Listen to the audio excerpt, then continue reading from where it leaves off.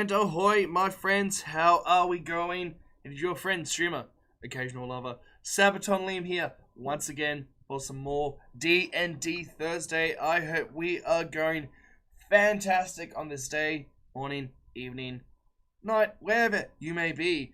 Now, my friends, how are we going? Who we got in the chat? We have Rick Grimes, we have Smithy, Victory, Leo, and Blue Collar Gamer. Ahoy, my friends, I hope you're going all well, and give me 1 second. I just got a message from Papa Agron, who was meant to be in the party today. Don't know what's going on. Oh yeah, forgot. Okay, I forgot Papa's got changed around. Well, shit. Anyway, let's get back into it, my friends. Let's jump into the chat. Really? Did you notice something? It's like 10% better. Stay outside. Oh, okay, I'll stay outside. No.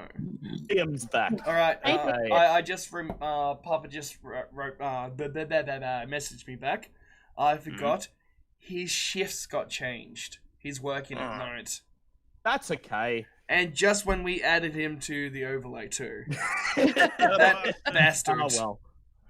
Keep an eye out. I might be called up Adam by Crawford Coles. didn't add me. Should have added Kitty instead. Yep. Yeah. Well, I was like, I want to add Kitty, but putting 7 character slots makes it asymmetrical, and that really bothers me. I understand. Just draw like little squiggles for like lady hair on the male. Yeah, just we'll just change vector slot to Kitty temporarily. Yep. there you go. Okay. Okay. I might get called up by Coles soon, so I'm not too sure what's going on. Of course you will. Of course you will. Of course. All right. So last week, you journeyed to the Temple of the All-Father in the spine of the world, suffered some terrible, terrible fates while in there, and you spoke with the god of the giants, Amam the All-Father, who provided you with some wisdom that the current source of the disturbance in the Sword Coast was orchestrated by an ancient blue dragon, Imrith, posing as an advisor in the Storm Giant's court, presumably because she seeks to remove one of the biggest obstacles to the ascension of her cult, the cult of the dragon. You were tasked with collecting an ancient giant artifact from an Uthgard burial ground and bringing it back to the Temple of the All-Father so that you could be placed on the path of redemption. Ah, yes, redemption. Yes. You also met the ghost of the slain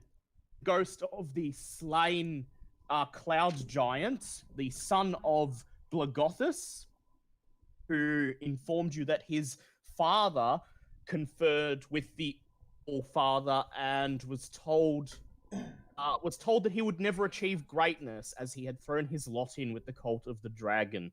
You vowed to avenge this horrible crime, and all you know is that Blagothus flew his cloud castle to a place known as Parnast.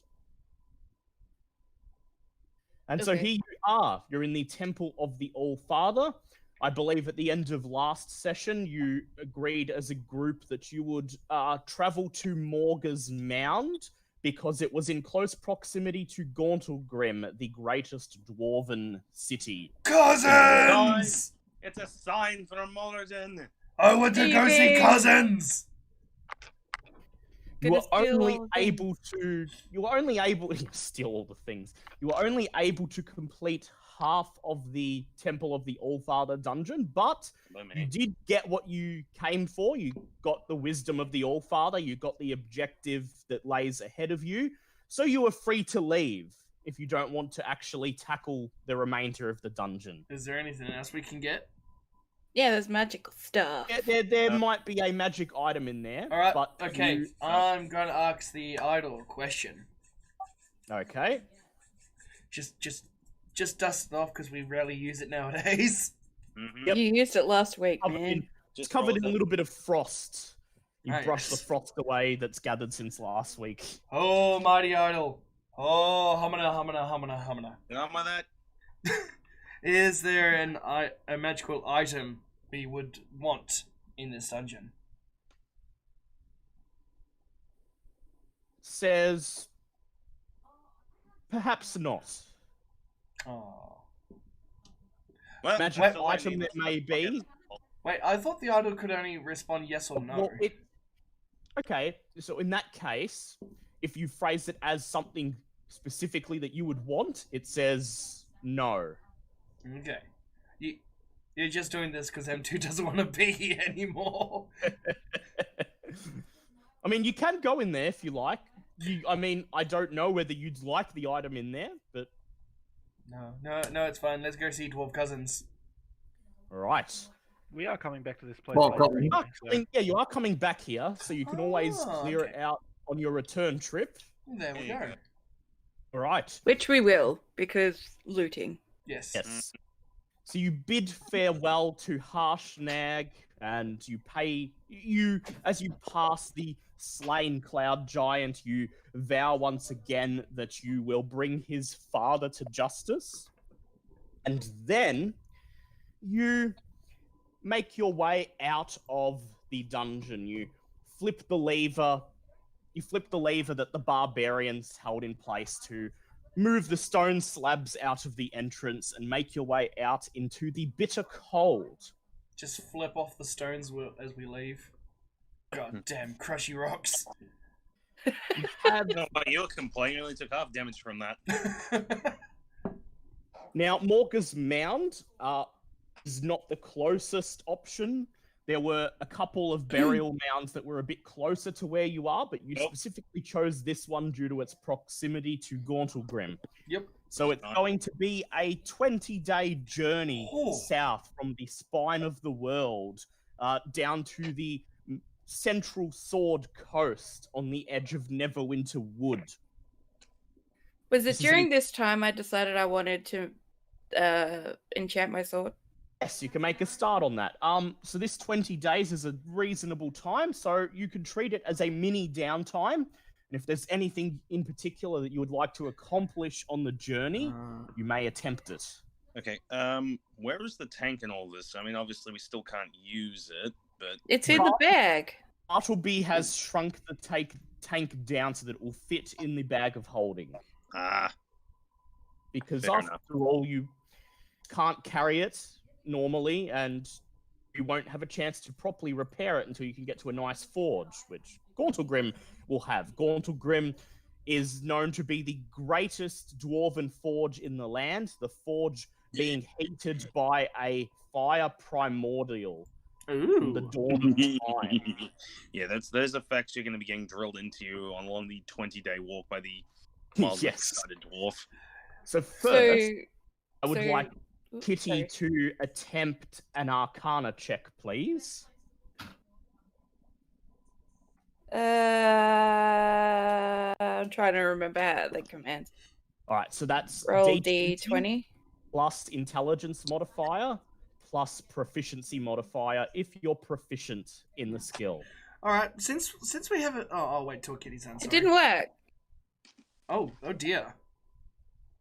Oh, there we go. There we go. I got a 2. Well, fuck. Yeah. 2 plus 7, so 2 plus 7. 9. Okay. I would now like you to attempt a poisoner's kit check, which is D20 plus proficiency bonus. So. Oh, that's better. It'll be 16 all up. Okay. 16. 16. Okay. Well, you passed that. Arcana check, perhaps not. I will. Would you like to ask Bartleby for help? I will roll for him. Yes. Bartleby, help me. You just presented to him. Kitty, help. Need help. During the journey, Bartleby notices you attempting to enchant your sword, and he comes over and he gives you a few pointers. So you may now roll your Arcana check again with advantage. So I need to roll twice, yes? Yep, and take the highest number. Like that.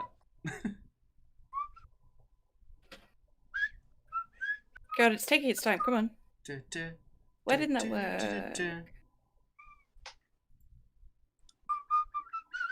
Yeah, everything's just been really slow today. Yeah. Not working. Come on. Any minute now. Oh god, it is slow. Liam, roll me 2 D20s. Oh, 2. Yeah. Oh, okay. I can. Oh, there we go. There's one. There's one.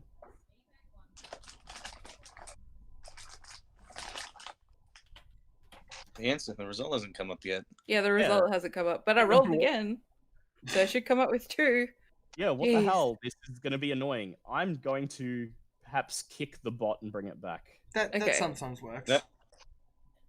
Okay, so 15. And the other one didn't work. I'm just going to kick the bot and then get it back. Alright, tell me when it's back. Right, come on, Fairy. You come back so you can do your job properly. Who's whistling? Me. Oh, okay. Do one of Just- the M's. He's just whistling a happy tune because we're going to see dwarves. Yes. I was actually whistling an elevated tune while the Oh. was being Do, do, do, do, Yeah. do, do, do, just do. that whole technical difficulties bit. Du, du, du, du, du, du, du, du. We could just be working on our songs that we fought up today. I'm sorry, Yes. what? I'm sorry, Song. what? And now close this window or tab. Okay, Fairy. Are you back? You're back. Okay. Let's see if it comes. Try again, Kita. Fucking. Oh, it's still doing it. Wait. Oh, Alright, I'm going to Huh, there it goes. gonna use an external dice roller. Alright, 7. Okay. Alright, so 15 plus 7. Alright, 15.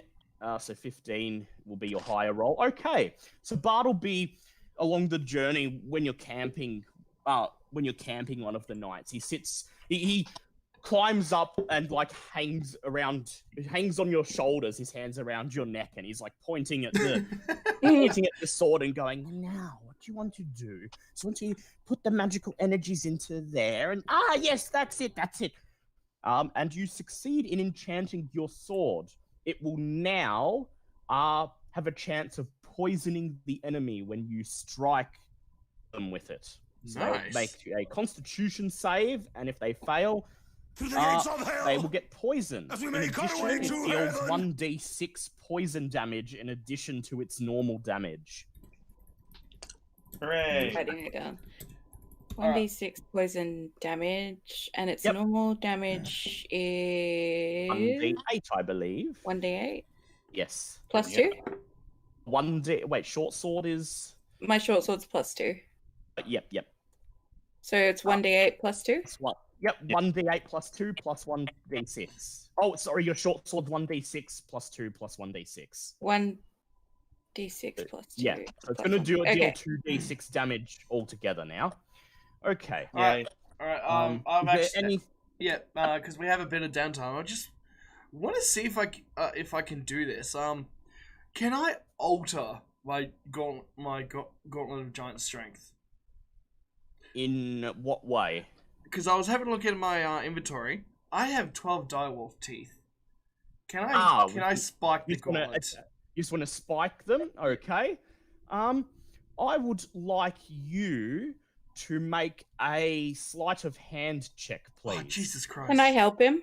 Yes, you can help him, so do it with advantage, Oh, Liam. fantastic. Okay, that's... Oh, thank God, advantage. That was 3. That's 13.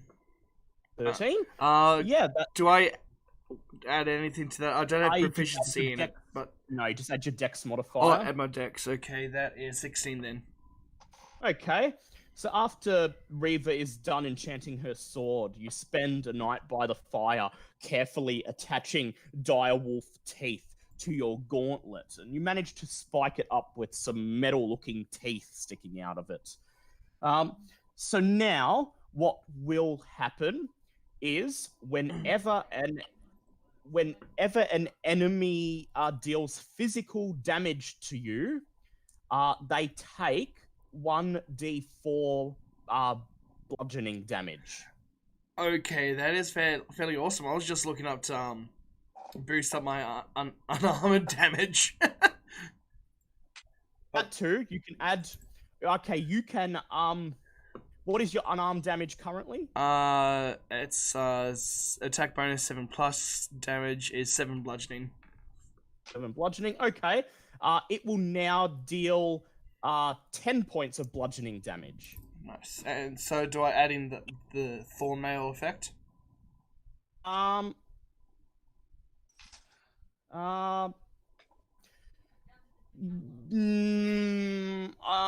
No, not for now. All right. Just 10 points of bludgeoning damage, and whenever an enemy deals damage to you, they may take additional damage. Yeah. So the thorn mail effect. Yeah, the thorn mail effect. Yeah. Alright, yeah. so I'm just writing that down. So how much damage? Well, don't add the thorn mail effect in, because what I'll do is I'll roll.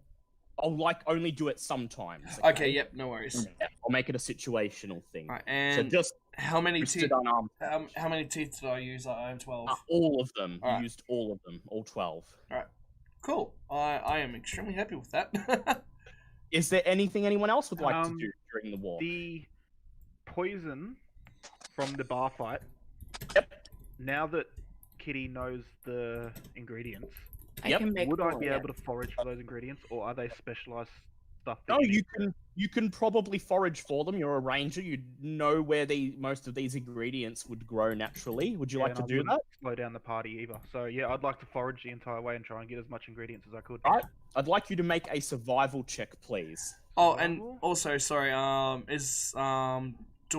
I get rid of the 13 pieces of scrap metal? No, you didn't use all of them. Didn't use all of them. He only used about half of them. So Right, so that was a 19. 19. Ooh, okay. what's half of 13? I can't maths. Oh, we'll say he used 6, so you should have 5. You should have 7. He used 7. You should have 6 left. Okay. Okay, Remy, I would like you to roll a d6, please. D6. Yep. That's a 3. That's a 3. All right. I would now like Kitty to do a poisoner's kit check. That's a D20, yeah? Yep. D20 It's always plus D20. proficiency bonus. If the thing's still screwed up for you, Kitty, I can roll for you if you want. Please be high. Please be high. I'm gonna Google an external dice roller just in case, because this one is. Yeah, this one's taking ages. Yeah. Did you want me to roll I for you, picked the Kitty? worst. Oh, no! no! 1. Okay. So you managed to find enough ingredients for Kitty to make 3 doses of the poison. However, she hasn't quite perfected the mixture yet and only is able to make 1 dose. Oh, that's okay. I still have 1. Okay, that's a good outcome for a 1. Yeah, no- I'll take it. Did you want the... So that poison's 8d6 poison damage. Yes. 1 dose of 8d6 poison. Nice. 8 D6, did you say? Mm-hmm. Yep. You could have had 3 doses and... And I fucked it up! Okay, M1, would you like Thank to you, Kitty. do I'll take it anything anyway. along the 20-day journey? Is it at all possible to develop a skill? You could start to during this time. You won't become fully proficient in it. But you can Alright. get, like, half proficient. What were you thinking, M1? Half proficient. WD-40 and duct tape will do for me. Oh, God. All right, so you want to learn a tinkerer's. You want to learn how to use tinkerer's tools. Ideally, I just want to see what sort of athletics. Yeah, probably developing some sort of like ability to sort of fix my own stuff up. All Is right, there anything tinkerer's. there? So Yeah, yeah, Tinker's tool. tools. All right, so what I would like you to do is I'd like you to make an intelligence check, please. Alright, come on, fail. Let's do this. Don't fuck it up. There Oh. you go. Thanks. Ooh, 17, that's good. Okay, you spend most of the journey with a set of tinkerer's tools that you acquired in the last town. Just, learning how to use them, getting a feel for them in your hands, reading the manual once, twice, 3 times, and you become not quite fully proficient in them, but you become able to use them in a pinch. So when you attempt to fix something, you will add half your proficiency bonus to the roll. Oh, brilliant. Tinker's So tool. basically, I'm good at making IKEA flat pack furniture in Moradin. Yes. Okay. Oh yeah, Kitty. Done. Kitty, I've Yeah. got Moradin. I have Yep, Liam. 3 spider venom glands. Did you want them? Because I don't need them anymore. Of course. All right, so I So give, what Want to make poison out of them. all right, so I give you my 3 spider venom glands. Alright, I will put that in my thingy.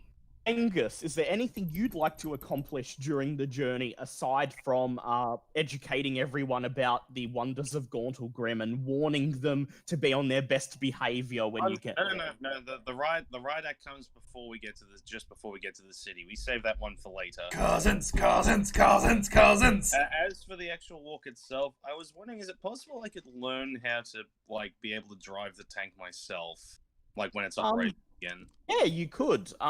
I'd like you to make an intelligence check, please. But I'm the driver. I was gonna say that's gonna be 15. 15. Now I would like Nargle to make a pilot check, please. Do I add anything to that? Just your proficiency. Oh, I don't have proficiency in pilot. Wait. You do. Land vehicles. Yeah. Oh, where's that? Your other proficiencies. Oh, other proficiencies. Be underneath your languages. Yeah. Oh, I don't think I wrote that in. Yeah, but no, that's how you've been piloting the tank, so... Alright, so Sorry. what's the number and proficiency for that? Plus 3. 4. Oh, plus 4, so that's Plus 19. plus 3, sorry. Plus Yeah, 3. so 18? No, 19. That's 19, okay, yep. Despite the fact that you don't have a full-size version of the tank to work with, except for a couple of nights where you stop and camp, and Bartleby brings it back to normal size so you can sit in the cockpit, and It's still pink. Still pink, Yeah. yes. Half of it is. Nargle points at all the levers and things in the cockpit, and he says, this one controls the throttle, and this one controls the drill, and explains as best he can how to pilot it, and you become half proficient in land vehicles. Oh, buddy, thank you very much. But Angus, why would you do that to me? I have one job in the tank. Don't worry, this isn't for now. This is a later thing. Yes. And then, okay, so I would like Angus to expend one spell slot to cover the food for the journey. You'll be arriving at Morga's Mound down one spell slot. As I do. And then,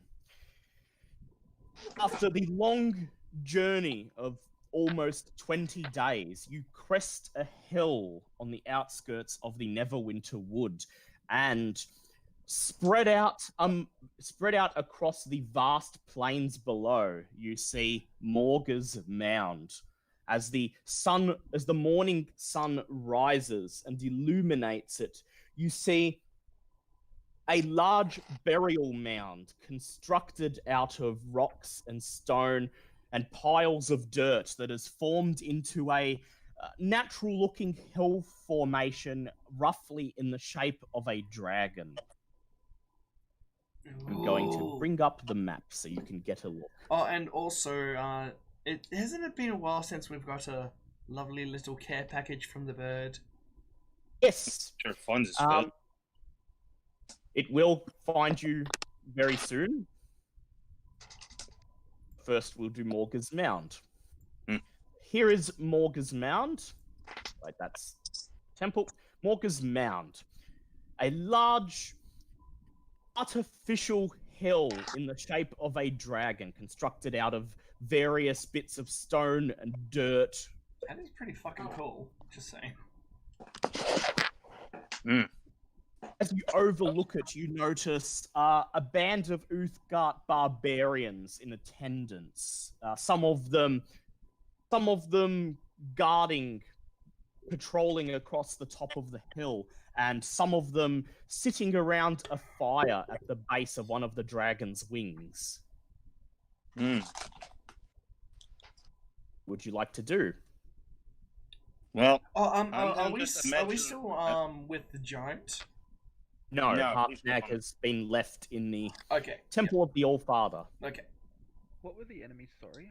Barbarians. Uthgard barbarians. Oh, yeah, the same guys we fought last time. Good to see a These steel tank ones- 6th edition. Yeah, Yes. these poor bastards probably won't want to have anything to do with us in terms although, of negotiating. So do I'm probably they know gonna that the skip others are dead? They may or may not. It's been several weeks, so... I want to go into stealth. Right? Kitty goes into stealth. Make a stealth check, please. I just need to go back to the thingy. Kitty, next time you're here, did you want me to give you my other bag of dice for you to have in case you do D&D from home again? Maybe. So 15 plus 7. Yeah. Yep. Oh wait, that'll plus do it. 10, sorry. 10. That's still pretty good. Okay. You, as the party gets closer to the hill, you decide to break off and sneak away just in case. After all, when they saw you last time, seems to have set them off. So you sneak and hide in a small alcove at the base of the hill. I want to You see if are I can unnoticed. hear them. That they don't. You wouldn't. Yeah, Wouldn't be able to you'd be understand able to them. hear them, but without But they a don't speak comprehend- common. Yeah. Yeah. Oh, that's right. I don't speak their language. Yeah. No. Only I do Bartleby. Yeah. Yeah, Bartleby only does. Bartleby and Dan Cooper would be able to comprehend them. And again, like last time, it's probably best we don't send those two up to hear what they're doing because Because they'll fuck it up. Yes. And then I'll have to rescue them.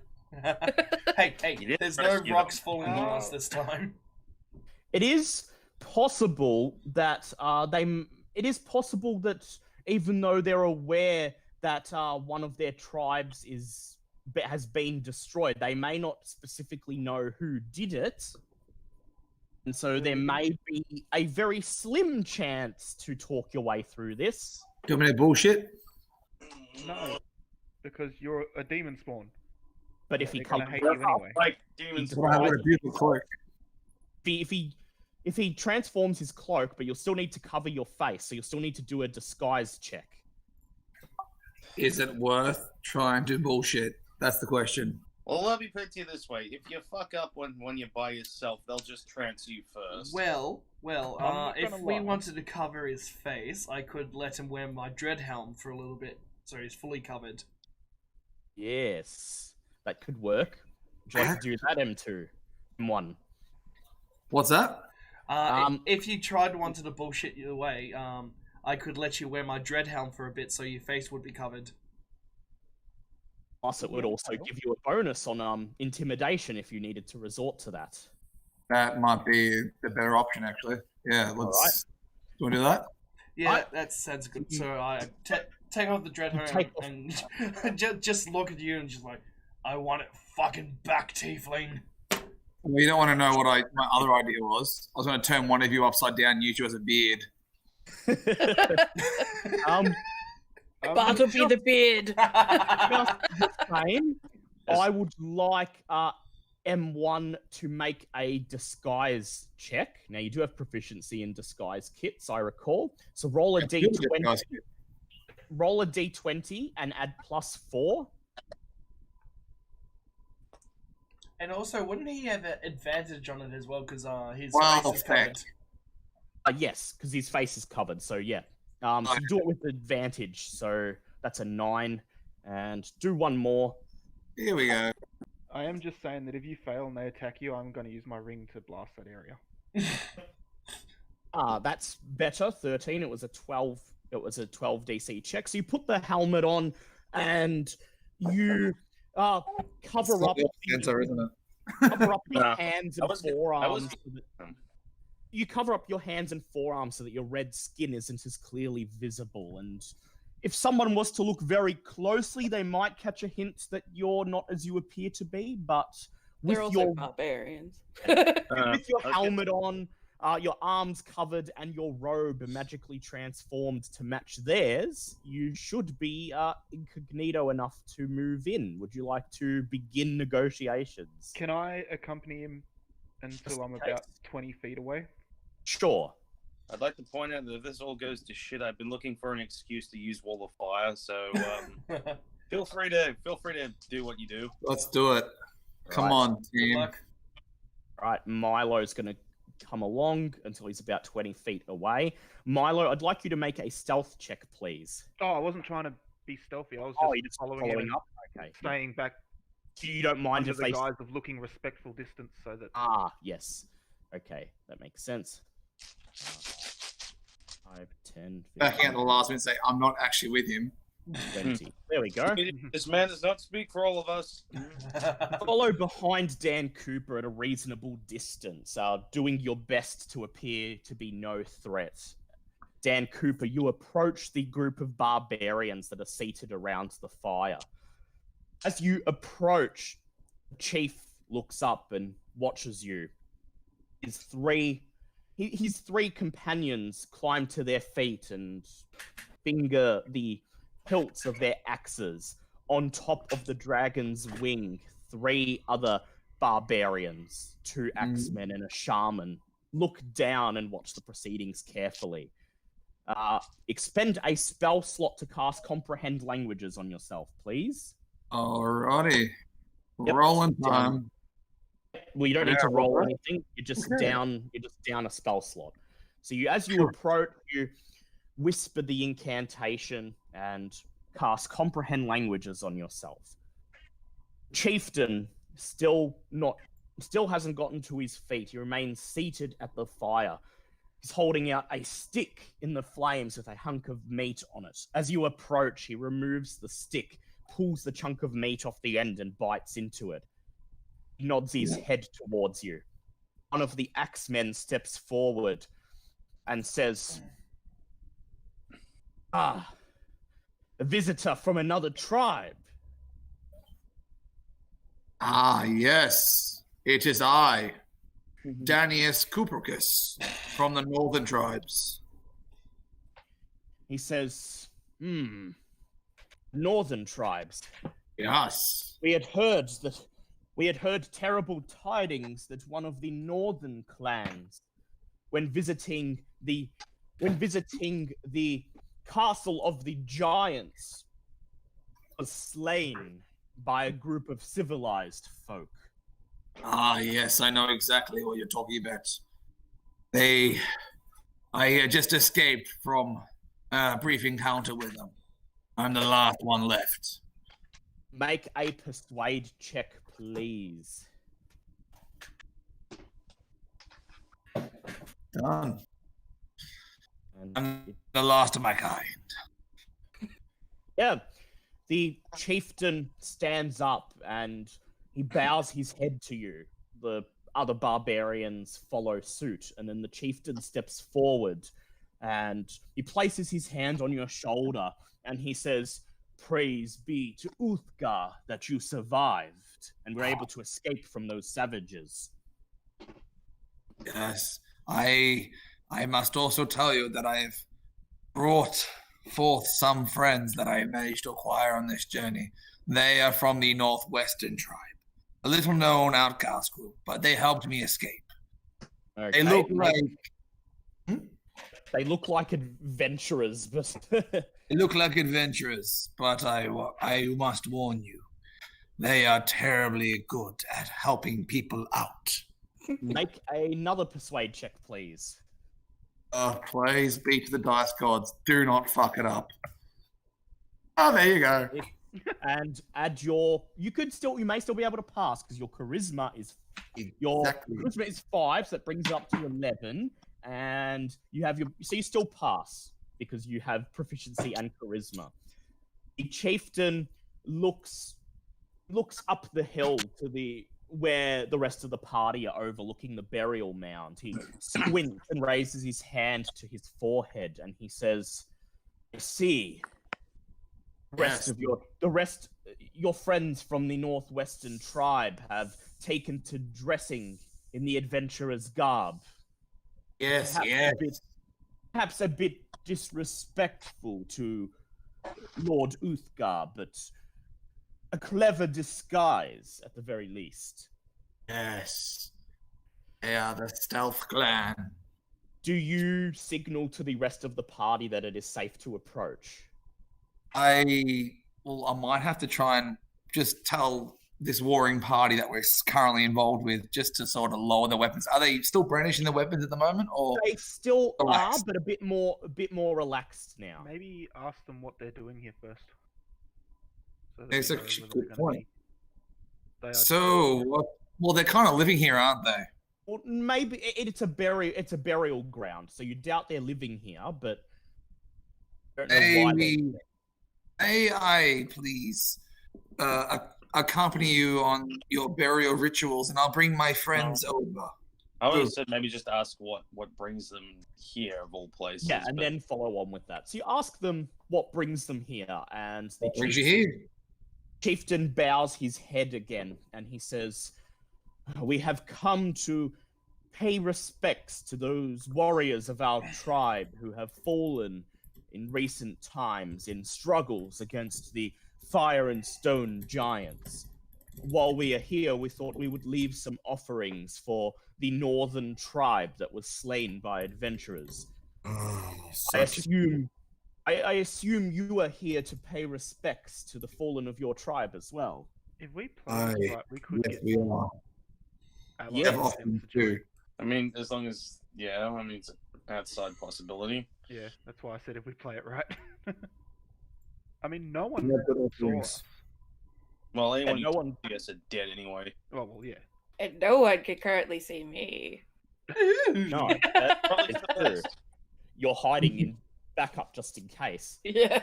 And The chieftain says, "So, have you come to pay respects to the rest of your tribe who were recently slain?" Correct. Uthgard requires offerings for as penance, and we have brought forth a magical 10-foot pole.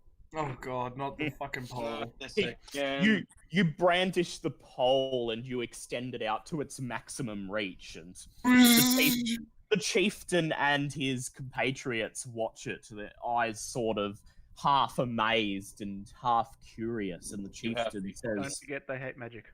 "Yes, they do hate magic, but this is a purely mechanical object, Yeah, luckily." just make sure you We don't- found it. We know they hate it. That's what we offer as a sacrifice. The chieftain says, "For all the faults of the civilized ones, sometimes they are capable of creating such marvels." He says, "It is a wonderful offering to the ancestors, to be sure." Maybe I can try and BS check, because the barbarian king, well, he currently has like a really nice wooden pole right next to him. Maybe I try and BS check our magical 10-foot pole. His nice pole. Would you like to, you mean like offer it as a gift to him so that he'll let you through? Yeah. Okay. It Make seemed like he was accepting the pole as a great sacrifice. Yes, but he was Yeah. assuming that you were going to offer it to the ancestors. Oh, in that case, yourself. okay, that's fine. Let's just keep going with that. That's fine. Right. Do that. You can do what you want. Just He Oh, says, yeah. We've already bought our time. Let's just do it. says Yeah. very well. He says, "My clan and I were just finishing a meal and a quick prayer around the fire, and then we were going to begin our journey back to camp." He holds out a chunk of slightly burnt meat as an offering to you. Thank you. I dare not ask what it is, because us barbarians eat what we can eat. Do you take a bite out of it? I take a mightily hearty bite out of it. Make a I constitution. don't swallow it. I'm just like, you don't swallow it? Oh no, it's got holy water on it. And then you turn around and stealthily spit it into the grass. Ding! Make a stealth check, please. Oh god. Oh, Then you've fuck. just Oh swallowed no. What did you get? Oh, shit again. Oh, good. You put it in your mouth and you pretend to chew it and go. Good. Very And nice then- food, you see. Then you wait till the chieftain turns away for a moment, and you quickly turn around and silently spit it out into a tuft of tall grass. And then you pretend to swallow it and you smack your lips. The chief says, "Ah, yes, the traditional food of our tribe. Dried meat that has been left in the sun for 5 days prior to Oh dear. Oh, that is where that beautiful delicacy comes from. says only the followers of Uthgard have the constitution to enjoy such a delicacy. The civilized folk are far too weak. Such sounds good. Yeah, pleasantries. that sounds like a wager. Yes. Far too weak. He Sounds like a wage stands. to me. Mhm. He stands up and then he kicks some sand onto the fire, putting it out, and he makes a hand signal to the other barbarians on top of the hill. They start coming down to join him. He turns to his closest compatriots and he says, "Very well. We shall leave this lone survivor of the northern tribe to pay his respects to his fallen warriors and his ancestors." He then turns to you and he says, "We begin our journey back to our camp. May Uthgard bring us fortune against the giants and the civilized folk." With this, Yes. he bows his head. Uthgard be praised. He nods as you do the tribe's spiritual greeting, and then as the rest of the barbarians fall in behind them, Holy shit, that actually fucking worked. they begin to march off across the plains to the south into the vicinity of the Neverwinter Woods. All right. Well, this is a bullshit. How would have that gone if he didn't have my helmet? Well, he would have had to try to disguise his face, which meant it would have been a higher disguise check, which in this case he would have failed. So the helmet was a boon here. Yep. All right. Well, that encounter is Resolved. diplomatically But resolved. there's a secret entrance there. Finally! That's the Rest entrance for to the. once. Then For signal once, to the rest diplomacy of the. has actually worked. Yes. Just Then signal grab to Dan the on the rest- shoulder. Tiefling, my helmet. Give his helmet back. He thinks you're going for like a well done like pat on the shoulder instead. You just Yeah. grab the helmet off Rip his his head. I'm helmet guessing me stealthing was a good move. Was. Yeah. Yeah. The rest of the group comes down, and you're all perhaps a little bit confident that this actually worked. Yep, you know I am. And then you make your way up the hill onto the top of the mound. However, you do not see any entrance to this supposed burial ground that is supposed to be here. Angus, I would like you to make a perception check, please. That's gonna be a 17. You notice along the back of the dragon there is a row of sharp, pointed rocks, perhaps acting as spines on the dragon's back. There is one of them in particular that is taller than all the others and has a small circle of pebbles arranged around it, which catches your eye. Interesting. You all approach it, and you find that this this pointed stone, unlike the others, has several Uthgard runes carved into it. Well, this would be lovely. I don't suppose anyone there reads Uthgard by any chance. Check for perhaps. Dan Cooper still got comprehend languages on, so he can attempt to read it, or you can cast comprehend languages on someone else who you think might stand a better chance. Going to be an intelligence check to read them either way. No, not Let me me. just use my comprehend languages while it's still active. Yeah, it's still active. So you can. All right, so make an intelligence check, please. I shall use my brain. So failing that, we can always use Bartleby's. Yes. Brain? We have to separate his head. 15. Ah, yes, that will do it. So you spend about 10-20 minutes just circling around the pointed stone, looking at the runes and translating them. There's a couple of on the bottom. There's a circle of runes that each equate to one word: soul, heart, mind, spirit. And then on top of them is a string of runes that translate to follow your ancestor's heart with your hand. So we must acquire our ancestor's heart and rip it from there. tell the rest of the party. What did you inform them of the translation? Guys, I found a most wonderful. No, I won't do that. Guys, I have found some mythical translations. Mythical because I don't know what the fuck it means. It is soul, wisdom, and the philosophy. He informs you that there are 4 separate runes translating to soul, heart, mind, and spirit, and then a string of runes which translates to follow your ancestor's heart with your hand. I suppose we follow the rune that says heart. That makes any sense? Do we like? Sounds like the lyrics for a Cyndi Lauper song. It does. Would you like to test your hypothesis, Angus, and trace your hand along the heart rune? Yeah, I'll give it a go. Don't plunge your hand into someone's heart to rip it out. Kadima! Kadima! Forward. Mortal Kombat. The rune that Dan Cooper points out as heart, and wincing a little bit after what happens in the Temple of the All-Father, you place your hand forward and using your index finger, you trace the outside of the rune.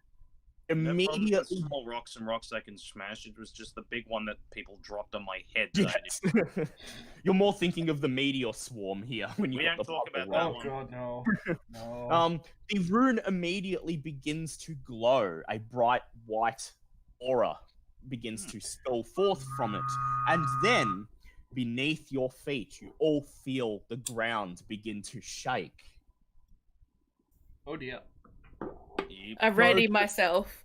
You ready yourself just in case. You don't know what's going to happen. Yeah. You notice the pointed stone begin to recede into the ground, and then, Angus, you're forced to take a quick step back as the circle of pillars abruptly falls away, revealing a stone spiral staircase leading into the dragon itself. It's clever, but it's not quite a dwarven trap. No. We gotta do, guys. Seconds. Would you like to enter the Yes. dungeon? Yep. Why, certainly. I leave Ramstein to guard the entrance. Meh. Alright, you know what? Remember, you can call him at any time in combat, regardless of where he is, though. So, I'll leave Cujo with Ramstein. right. All right, I'm just going to get up some dungeon music. Yay! It's just a dog and a ram sitting around a bunch of stones. Nothing to see here. Move along. Now I'm There's just a thinking comment. of Ludo from Collaborate. Friend! Ludo! Right. Cujo! Friend! Slowly begin to descend down into the depths below. It is dark and unlit, but I can most see. of you have dark vision. Oh, I I can see, also yay! Carrot. I was gonna say I also have the light from my mace for those who can't. Hey, I can Milo, see now because of my robe of eyes. I think we can all see. Yeah, we can. Milo, would you like to eat a carrot, or would you like to subsist off the light of Angus's mace? I'll use a. I was gonna say, I'll just use the mace light anyway, just to make it Acquired easier. night He's vision. using a carrot. You chomp a carrot as you begin to descend down the down the spiral staircase, and suddenly you're able to see into the black miasma below. I put on the robe. Good count. Oh my god, I can see everything! Oh, can you see Walk traps? Down the stairs, I have danger sense. down. The stairs go on and on. It feels as if you're descending Insane miles down. into the earth. Make a sense. It's almost as deep as a dwarven tunnel. Maybe. In fact, it may even be of dwarven construction. You begin to Brother Angus, see doesn't this as you feel make like your way home? down. So who's going? Who's first in the? Well, if it's a potentially dwarven maid, I might step up front. Yeah, I'm behind Angus. All right. Okay, Angus, I'd like you to make a perception check with disadvantage, please. Oh dear. Disadvantage. All right. You're going down a spiral staircase in the Ooh. dark. That's gonna be an 8. Ooh. 8. Keep That's making your way down the stairs. Soon you see the bottom of the staircase, a stone corridor dug into the earth below. You lead the rest of the party down, and as you reach the bottom staircase, you feel it just suddenly sink underneath your feet. Here, three. Wait, can I help with three- perception checks? Well, he was first, so he Okay. was, Fun yeah. question. What is the dwarven word for fuck? I don't know. Make Hold one on. up. Wait. Let me do a Wait. Google. Oh god. Keep going while he's looking. You hear three metallic clicks. The walls deep in the dungeon. Click, click, click. Nothing appears to happen aside from that. Okay, there's actually a dwarven word for fuck. Oh good. How's it go? Well, it's SKELG. Just. How was it? SK. ELG. Skellig. Yeah, Skelg. You shout this as you feel the step sink into the earth below you, and the three clicks tell you that you've activated something, but you don't appear to be in any present danger. So you step into the corridor below. You find yourself in a circular tunnel dug around the stairwell. There are passages going to the north, south, east, and west. Alrighty. This dungeon appears to be a stone cavern dug out of the earth. A couple of barely visible runic markings carved into some of the walls inform you that indeed at one point it perhaps was a dwarven stronghold of some Can kind. I read the runes? Yes. Dwarven. I don't trust this place. I'm going to stealth. Remember, I can. Oh, sure, you can stealth. Remember, I can read dwarf as well. Yes. Yo. You read a couple of the runes as you make your way into the circular corridor. Based on the runes, most of them appear to be obituaries and memorials. This was some sort of dwarven burial catacomb, long since repurposed by the Uthgard. Alright, is anyone expecting a cave troll to come in at any time? Maybe a cave troll, but may not be whispering a small prayer to Martin for the fact that we've literally stumbled upon a dwarven burial. Dwarven tomb, yes. That appears to have been repurposed by the Uthgard. Perhaps So does that mean it's already desecrated? In a way, yes. Possibly. Sweet. You offer a small, thing. quiet prayer to Moradin as you notice the memorials carved into the walls. Which way would you like to go? North, south, east, west? The map is on the screen. You're first, brother. Where do you want to go? I'd say east. Yeah. We don't know that the doors are locked. Yeah, I was gonna say that's probably what the click did though, but Yeah. man, we can try east to begin with. Alright, you head to the east. Make your way, squeeze your way through the narrow caverns. The roof descends. Nargle has to lean down, and as you go further, so do the tieflings. As the corridors shrink down to dwarven size, and you. Do I need to check for traps or anything? Not yet. I'll make you roll when there's a chance you might run into one. Danger sense for the win. Danger zone. Make your way down into room D6. You emerge in a small rectangular-shaped room. There are some receptacles carved into the stone walls where you can see a number of solid stone sarcophagi stacked, presumably the final resting places of either dwarves or Uthgard. Have they been desecrated? You notice a couple of the sarcophagi lids are open. Investigate! Did you say investigate? That tone immediately screams loot. Yeah. Make an investigate check, please. Well, I actually have all the reason in the universe to hate the Uthgard now. We can go back and kill them. Yeah. No, those guys are long gone now. We don't need to chase them. But any in the future, however. All right, 23. Okay. Nice. Kitty, you step forward. I'm going to grab your token. You step forward into the room and you creep towards one of the sarcophagi, which has an open lid, and you peer inside. You see not what you thought. You don't see a dwarven-shaped corpse. Instead, you see the emaciated, decades-old corpse of what is presumably an Uthgard barbarian lying in squeezed into the dwarven-sized sarcophagus. Also see on top of the corpse a small leather pouch, presumably some sort of offering left by the Uthgard. Money. Would you like to take it? Of course.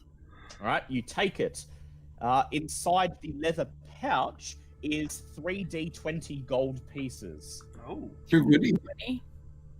Would it be safe to assume that there's no magic items in here because They don't like magic. hate magic? There may be magic. They may not understand that they're magic items, is the thing. What was it? 3d20? Yep. Yeah. It's 3d20 gold. Ugh. Only 32. Only 32. Nothing. 32 more than the rest of us got. Okay. I'm pretty sure I've got more money than everyone. Yeah. As soon as you wrap your hands around the leather pouch and Oh, God. lift it away, the corpse reaches its arm out at you. Make a Oh, dex check. God. Make a Damn dex it, acrobatic Revo. check, Oh, please. Sorry? God. I couldn't hear you because everyone was going, oh god. Make an acrobatics check, please. So it's a D20. What's my acrobatics? +7. And dexterity, I think it is. No, Oh, that's no, factored into acrobatics the is strength. Sorry. No, it's dex. Athletics and strength. Oh yeah, that's right. My bad. How? Oh, I nut one. Oh, you nat ones. Okay. You aren't Ouch. able to. You try to jump out of the way, but you are just not fast enough. The arm slashes at you, striking you for. I shall roll. Will he desecrate the dead? Something's gonna happen to you. Take 17 points of damage as the Oh. corpse slashes That's right. out at you. I would like you to make a Constitution save, please. Just a sec. I'm just updating my thing. Constitution save. I just need to check what my thing is for that. Alright, so that's a D20 again. Yep, D20 plus your con Oh, modifier plus one, proficiency if you got it. 20 plus 2. Oh. You are paralyzed. You feel your muscles lock up and you're unable to move. You appear to be paralyzed. Holding the Then- gold. Are you still holding the gold? Then there is a rumble of stone as the other sarcophagi begin to open, their Oh. occupants climbing out. Oh good. Oh good. Brains. How do I become unparalyzed? It only lasts for one round. Okay, good. And Why you you find need to- yourself face to face with a group of 6 ghasts and This is why you need to consecrate your dad. 2 ghoul lords. Ooh, lords. Google Lords? 2 Lords the ghoul Google? Lords. Alright, roll initiative, guys. I never emptied my water skin. Brought when in. we went With through. holy water, yeah, you still got it. Sweet. still got it. Water bombs. Kitty automatically goes to the bottom of the initiative. Okay, I won't roll I then. rolled a That's 15 for me. I got a 19. Whoever I saves think gets this 32 gold. Cool. Nope. 32 gold I can live without. Did you get M1? Eat my dick. Okay, guys. I'll see you at the end of this battle. Actually, no, I can listen to this while I'm in the car. I've got an idea. Give me half a sec. Might get an extra 10 minutes out of this yet. Why? What's going on? Off work. Oh, work. Okay. I just got called in about 2 seconds ago. Oh, fuck. Yeah. Of course you did. Alright. You just, at least get through this combat.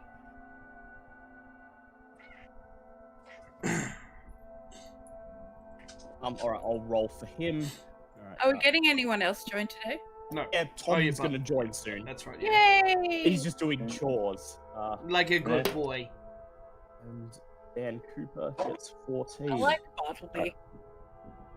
Right. So up first we have Angus. Alright, well, I'm still you like holding to do? shield and mace in hand, so might as well put it to good use and just smack the nearest one to me in the face. Yep. Would you Right, like actually- to? Would you like to smack a ghast or a ghoul lord? I feel like the ghoul is probably the best for me. Ghoul lords are the tougher ones. Yes, two Yeah. of them, 6 ghasts. Actually, I was gonna say, could I possibly do the whole turn undead thing? 'Cause I'm guessing their combat rating thing is gonna be more than half, so I can't destroy them. Yes, you could do that. You want to try turn undead? You may not be able to destroy them outright, but you could make them fear. Yeah, I mean, that would probably work. Gives everyone else a hit. Alright, then might as well turn the undead and send them back where they came from. Get down. Get down. Right, make your turn undead roll. Do I roll that or do you roll that? Wait, no, I roll that. It's a wisdom. All right. So the 6 ghasts have turned defiant, which means they make saving throws on their wisdom. I'm already in a bad mood with this whole desecration of dwarven burial grounds. Wait, I'm gonna do this again. If they wanted to desecrate, the least they could have done was at least consecrate the dead so this wouldn't happen. Yeah, but they didn't. Salt and burn the Uh, bodies. Angry at the illogical barbarians. They are barbarians, so Oh, sorry, was I supposed to what's stand and talk the them out and go, well, gee whiz, gang, you kind of sucks you went, I mean, okay, yeah, you kind of fucked over my entire culture's way of burying things, but hey, you know, all's forgiven, you guys just doing your best. Nope. You've managed to turn half of them, making the ghasts split into 2 separate groups of 3. The 3 ghasts that you turned immediately hiss and run away down the passage, Neat. leaving 3 ghasts left. Now I'll do, and I will now do for the ghoul lords. That'd be fun if we can piss them off. Okay. They both fail, but they choose to pass. They choose to pass with their legendary reactions. Aye. God. God damn it. Woo! Well, I nearly fell backwards. right, Nargle, your turn. Alright, does it cost the action to make someone my mortal enemy? No, it doesn't. It's a bonus action. Oh, fantastic. Okay, so Beautiful lord. for my bonus action, I point to one of the ghoul lords and just Lords. just point my axe at them and just like put my finger against the throat. Right, so you have selected undead as your mortal enemies. You now gain a +3 bonus to all weapon attack and damage rolls against them. Right. How long is that for? Until he declares another enemy, and he can only declare 1 enemy a day. Alright, so Well, Liam, check the chat. yeah, that works. Alright, Alright, so for my first attack, I would like to breathe a little bit of acid upon them. All right, try to get all Please don't know. 5 undead in the room. No, the All Ghoul right. Lords. 2 Ghoul Lords. Okay, I will roll their saves. What is their dex? +3.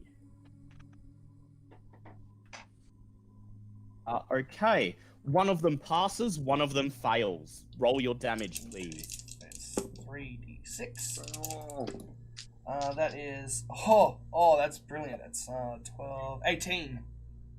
18. Okay, one Ghoul Lord takes 18 damage and the other takes 9. You step forward and you breathe acid all over them. The acid begins to melt into their rotten flesh. And for Okay. the second attack... And for your second attack, you'd have to close into melee range, which you can't, so you'll have to use your javelin. Oh, why can't I close into melee range? You're 5 feet away, because you don't have an action left to move. You used it to breathe acid. Oh, yeah, that's right. Yeah. Well, yeah, javelin then. All right, roll to hit, please. That is... it's a 16. That's a hit. Roll for damage. And that is 1d6 plus 1 plus my strength. Okay. 3, 4... 10. 10. You throw your javelin, striking the acid-covered ghoul in the middle of its chest. It is flung backwards, and then it hisses and climbs back to its feet. Does my javelin count as mortal enemy damage as well?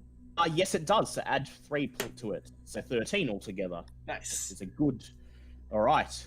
It's now Dan Cooper's turn. I'll take his turn for him. Dan Cooper's back. It's in time for his turn. M1. Gonna take your turn before you go to work. Yeah, I'm just in a car, so you're. No. I'm trying out Discord on the phone. This is great. Oh no! Don't do this while you're driving. Yeah, don't play D&D in the car. That's very Just dangerous.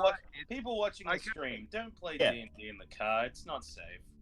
Just you can keep Discord on the phone so you can hear what we're doing, and I'll take your turn for you. Oh, no, that's fine. That's what's. Yeah, don't D&D and drive. Right, while you're at work, you can Don't still D&D and hear drive. what's If you going on. D&D will you drive, you're Don't bloody D&D and drive. idiot. Don't Yeah. D&D and drive. Yeah, don't do the 3Ds. Drink, Okay. drive. I'm not looking at what I was gonna say. Dan Cooper steps forward and he strums a string. He strums the getting opening a of he strums the opening of AC/DC's TNT on his lute Off so well. and casts the spell Shatter. Spell emanating through the room, affecting the Ghoul Lords, the Ghasts, and everyone else. So what does Shatter do? So I want everybody to make a Constitution save, please. Oh shit. Okay. That is plus. That's 17. Oh, Dale, you bastard. Ooh, I love plus it 5. for it. Okay, that's 17 as well. I got a 6. 17. 6. Okay, Milo, unfortunately. No! And Milo and Kitty, and I will roll for Bartleby. Fuck me dead. No. And so Kitty, Bartleby, Sorry. and Milo. It's okay because all but one of the enemies, actually, the Ghoul Lord chooses to pass his save, so the 3 Ghasts are affected. And that is half I think damage. Ghoul Lords are like, Grog, right? Yeah. Oh, okay, that's pretty. Right? So that's so Kitty, Milo, and Bartleby each take 13 points. Actually, Milo, you take 6 points because it's lightning damage. Oh! Oh, So neat. Milo, you take 6. Thank Kitty you for giving and me this, by the way, Dan. yes, Kitty and Bartleby take 13. Oh, The 3 Ghasts take 13, and the 2 Ghoul Lords take 6 damage. As Down the to 23 health. electrifying music surges through the tiny room. one would It's now say they were Bartleby's turn. thunderstruck. Yes, they were thunderstruck! Yeah. Na, na, na, na, na. Thunder. What you need? Bartleby raises his wand of the War Mage and sends a firebolt from Nargul's shoulder towards one of the Ghoul Lords. Onwards, turrets. Fortunately, he misses, burning away, scorching the side of one of the sarcophagi. It's the enemy's turn. And I'm just Okay. laying there like, Yeah, you're paralyzed, unfortunately. Someone send a medic, please. Two Ghoul Lords step forward and rush towards the group. One of them swipes at Angus. Seeing me as a threat. Well, I'm just laying on the ground. And that's +5 to hit. Okay, so he hits you with one of his attacks Bummer. and No. misses with his second attack. You take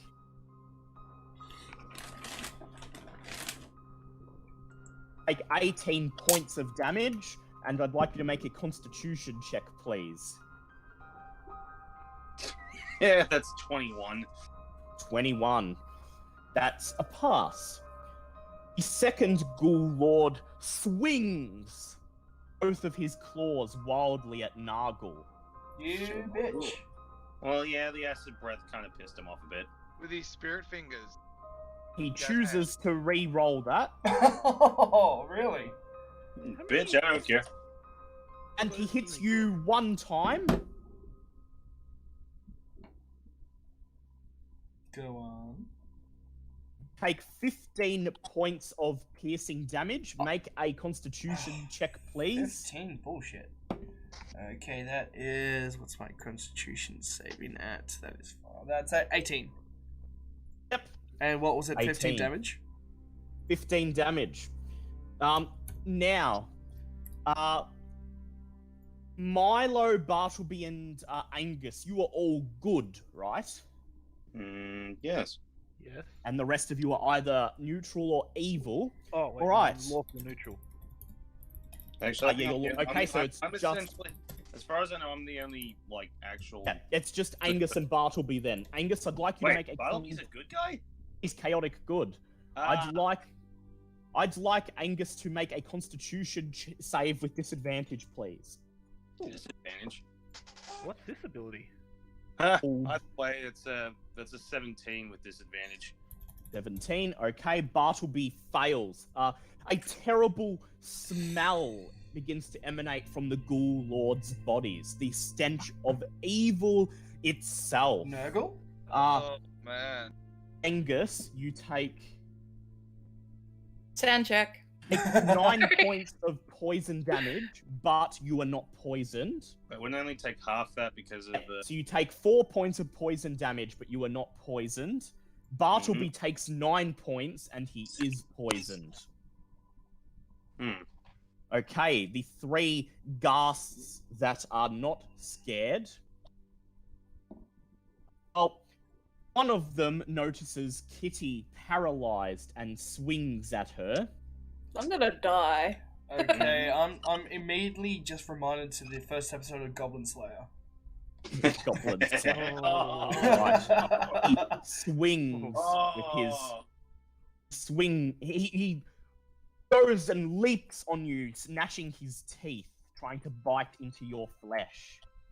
And he hits. Whoa.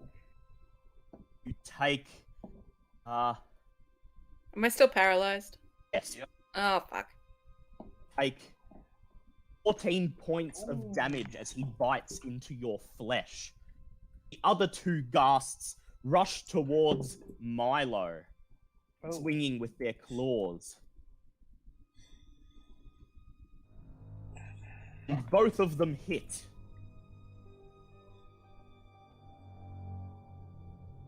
Milo, you take 26 points of damage, and I'd like you to make a Constitution save, please. My god. Dale, you're just taking no prisoners today. Well, they wouldn't have woken up if someone didn't disturb them. Oh, If someone hadn't rolled in that one, yeah. That's 11. Milo, unfortunately, you are paralyzed. Oh, shit. However, Angus and Nargle both get opportunity attacks on these two ghouls. Oh, So fantastic. make one attack each. That These two ghasts. that's a nat 17. 20 right there. Yep. 20. Okay, roll and double, please. And remember to I add get plus 3 17. because it is undead. Yep. Yep, well, you both Oh. hit. Alright, so Okay, what's so I'm my swinging with the light bringer, so I get 2d8 still. 2d8. Where's my d8s? About there. Oh, 8, that's 13. well, whoops, that's Plus 2, that's 15. Plus 6, that's I do 17 damage on mine. 21. Yep, 17. That's 42 damage. Angus, Angus, as Oh, the cool. ghast swipes at Milo, you swing with your mace. Mace touches its flesh and you hear its flesh begin to sear as radiant light burns it. Meanwhile, Nargle, you raise your giant slayer axe, and just after the creature is done swiping at Milo, you swing your axe and lop off its head, killing one of them. Woohoo! 3 Good. remaining ghasts will now attempt to do their wisdom saves to break out of turning. Oh yeah, that's right. The ones And- that run away. Yes, and they all fail. They are still terrified. In fact, run, you panzers! they run further into the dungeon. Bye. I'll tell Go you on. where the nut. You hear their terrified screams from further down the corridor. Okay, Milo, it is your turn. You may attempt a Constitution save to break out of the Yeah, paralysis. this is gonna go well. Oh, that's actually a 17. Right, you broke out of the paralysis. You were able to will yourself to move. Go ahead and take your turn. Hold on. I just need to look at what my class abilities are because I want to know if I can use one or not.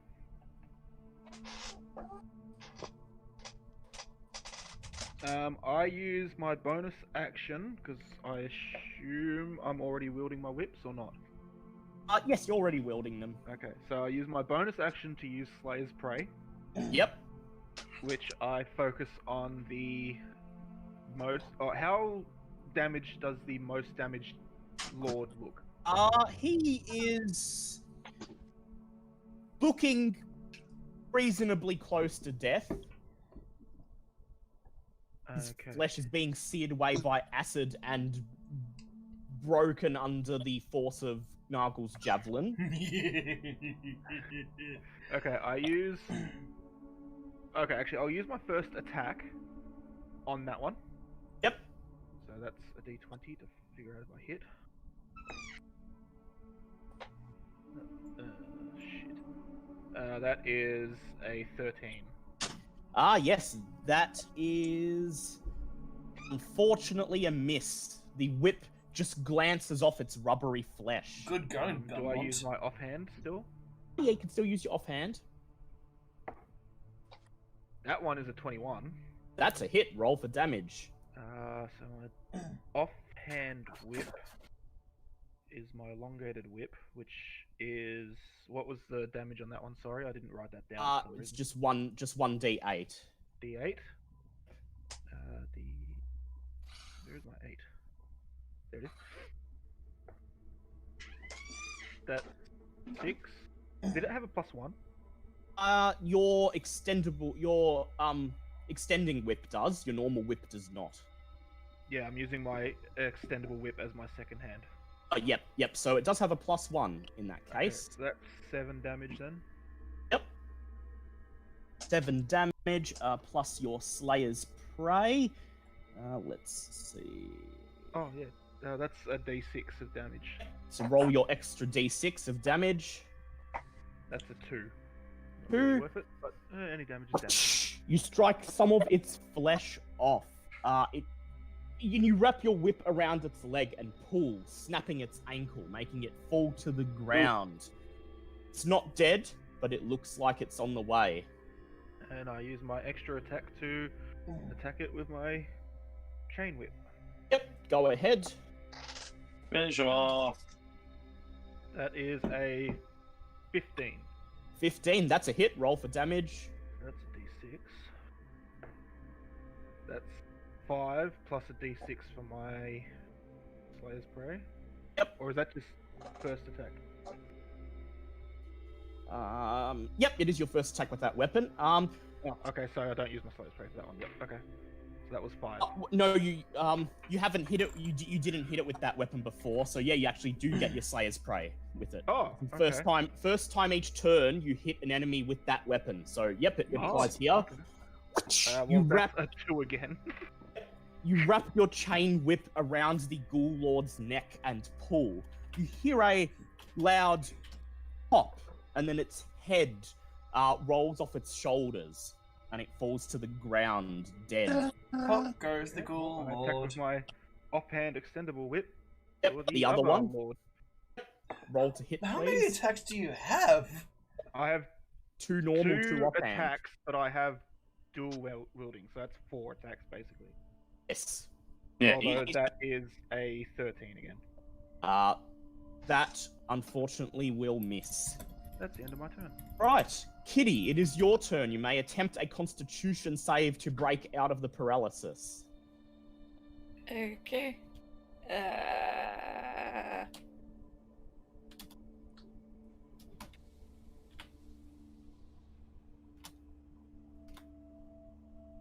20.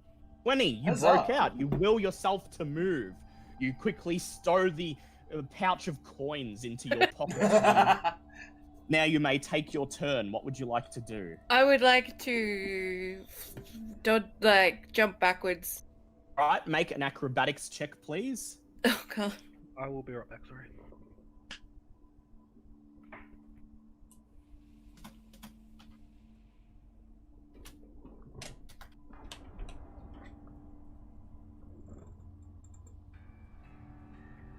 $13.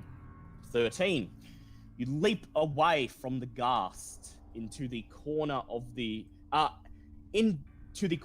room, and then you run down the corridor. Gonna throw a holy hand grenade. Yep. All right. You're going to throw your holy water. Don't count I to would 4. like you to make a dex check, please. That's your attack roll with it. Oh, what's my dex? +4, I think. Yep, your dex modifier is +4, I believe. Ugh. 8. You reach into your bag and you pull out one of the holy hand grenades you made, and you hurl it into the room. Good thing that ghasts have a low armor class in this case, because the vial shatters on the ghast's face and deals 2d8 radiant damage to him. Nice. So 2d8. Yep. Mm-hmm.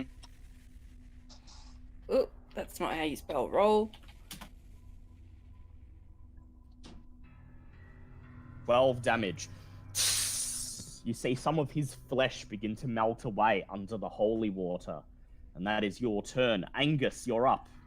I thought No, I thought I was before Angus. No, No, you're I- after Angus. Oh yeah, that's right. Yeah.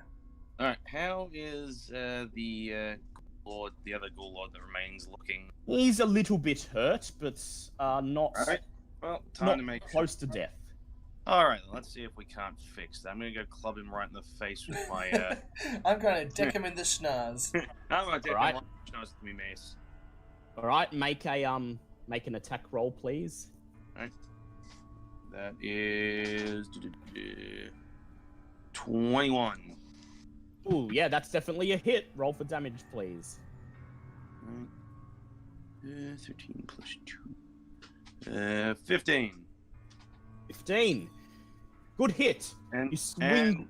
Yep, Oh, add your radiance damage. no, that's right. I did that.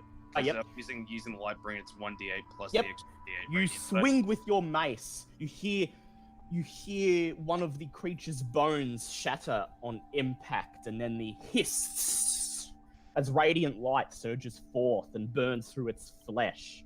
Okay, before my turn ends, is he still up? Still up. Okay, well in that case, I'd like as a bonus action to cast Spiritual Weapon, Yep. which basically Alright, casts a bringing it up in the spiritual chat weapon. so everyone can Alright. see. That's easy as well. A dual weapon.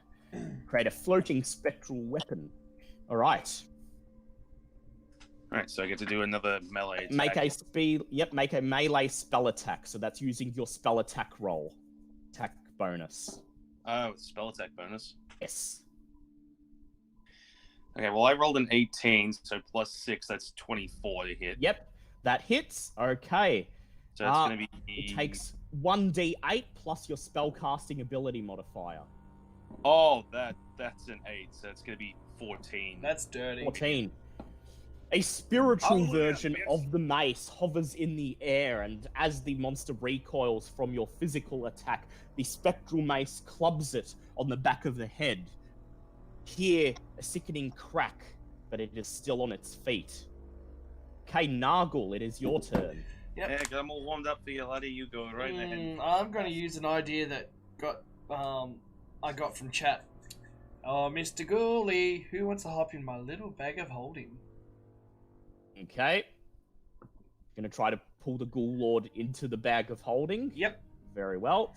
Make a strength check with disadvantage, please. Disadvantage?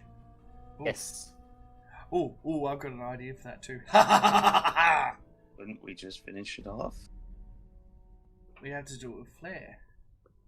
That's 2.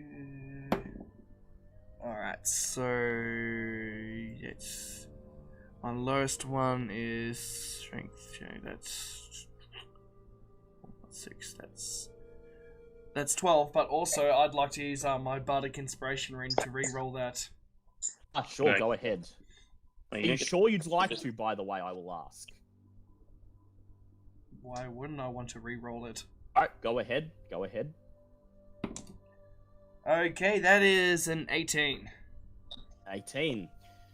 Okay. You feel... You hold out the bag of holding, the creature cannon, and you begin to pull the Ghoul Lord into it. You feel the Ghoul Lord struggle against the pull. He rolls a 14 to try and break free. It's not enough. We'll use a legendary resistance Oh. to pass that saving throw, pulling himself out of the brim of your bag of holding, and as a reaction, slashing at you with his claws. Boy, oh boy, I'm so glad we didn't just try to finish him off. He nat one, oh, so he wasn't able to hit you. Okay, Nargle, you could now do your attacks. Fine, I'll just redeem axe. Let's do this. That is a 15. That's a hit. Roll for damage. 5. That's 13 plus 2. That's 15. Hey, this Plus is another 2. relevant That's song. 18. Plus. What's my strength?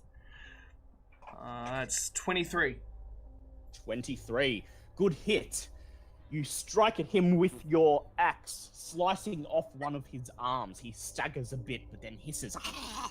He's still up, barely. Alright, let's Your second let's attack. finish this fucker. That is a 16. A 16. That's a hit. Roll for damage. 8. Oh, I need calculator. Where's my calculator? What are you trying to add? 8 plus 6 plus 2 plus 2 plus 6. That's 24. 24. Yeah. You then, with the backswing of your axe, you lop off his head. It goes flying across the room and splatters on the stone wall. As his lifeless corpse falls to the ground, a terrible rotten stench begins to emanate, green gas filling the room. I'd like everyone to make constitution saves, please. Goddamn Nurgle. It's 17. Got 17, I 21. will continue to sing the praises of the Amulet of Health. Actually, no, it's 23, sorry. That is Oh, 16. 16. Roll for Bartleby and Dan Cooper. That plus 4 Constitution is such fun. Sorry, I Right. got that wrong. I was looking the wrong saving throw. That's a 18. 18. Okay, everyone who passed takes 4 points of poison damage. For Oh, you, no. Angus, that So is I take 2. Yeah. Is 2. Oh, and me? Yeah. You Yeah, have He's you poison don't resistant. have resistance to poison. You have advantage on the saving throws for Okay, poison. yep. Yep. sorry. So you still take 4 damage. So everyone who passes takes 4 damage, and Dan, Cooper, and Bartleby each take 9 points of poison damage. Good. Did we get enough to get us poisoned, or was it just damage? No, I would now like you all to make separate constitution checks. God damn it, I please. shouldn't have opened my mouth. This was going to happen anyway. Okay. Is this where I have advantage? Do you have advantage against diseases and poison, or just poison? Hold on, I'll have to look, sorry. And that's 15 on me. 18. 15. Sorry, 19. 15. Marlowe Race. 19. 19. I'm down to 4 hit points. Oh, I'm gonna need some healing. Angus, you're gonna need to touch that tiefling. No, just poison. No. No, Yeah. I do have resistance against poison damage. Okay. Oh, you do? Okay, so you only took 2 then in that case. Alright. Now make your constitution check. Sorry. Okay, Constitution again. 17. 17. Okay. Bartleby and Nargle, you have contracted an unknown disease. Oh, You no. begin to feel, What? you begin to feel Yeah, ill no. inside. Stop getting disease. Wait, but I thought I passed it. Got a 15. Oh, DC 16. Oh, fruit cup. Okay. Stop It is getting disease. Weep for Noggle. It is Dan Cooper's turn. He takes 1d6. Takes 5 points of poison damage from being poisoned. And then he's going to slash at one of the ghouls with his vicious rapier. Well, on the bright side from all this, you've now guaranteed that the Temple of Moradin's the first place we're going to. Yep. And he hits.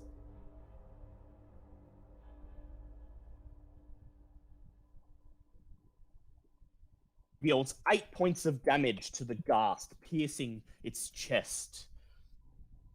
It is the enemy's turn. There are 2 ghasts. One of them there are 2 ghasts in front of you. Just removing the Ghoul Lord's token. The ghast that is separate from the group rejoins the other group, so it's a group of 3 again.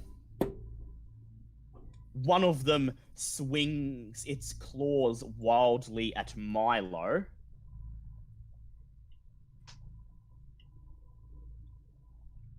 And unfortunately, it misses. The Oh other no, two that sounds so unfortunate. Other 2 slash at Nargle. Oh, it's on. One of them hits. You bitch. I was going to say, still interesting to find out what this unknown disease is going to be. Nargle, you take 12 points of damage, and I'd like you to make a constitution save with disadvantage, please. Oh, bitch tits. That's my name. Don't wear it out. Okay, that is a 15. 15, you pass. Huzzah! Right, the 3 ghasts that are running away, still, I'm going to make them do their wisdom saves. Keep running! And all 3 of them fail once again. You hear their screams of terror as they run further into the dungeon, and then you hear a metallic chop followed by a loud squish. Oh. Oh, Well, okay. yeah, I'm happy we didn't go that way then. yeah, I believe I activated the defense mechanism. Well, you're You welcome. idiot. You're welcome. Bartleby's Now we have turn. 3 less things to deal with, so you're welcome. Bartleby is going to cast Magic Missile on the ghoul that Dan Cooper struck. Pretty sure that puts me on top of the kill count now.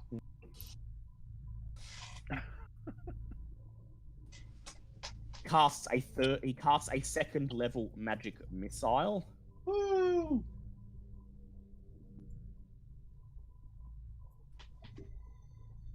Or Plus 5.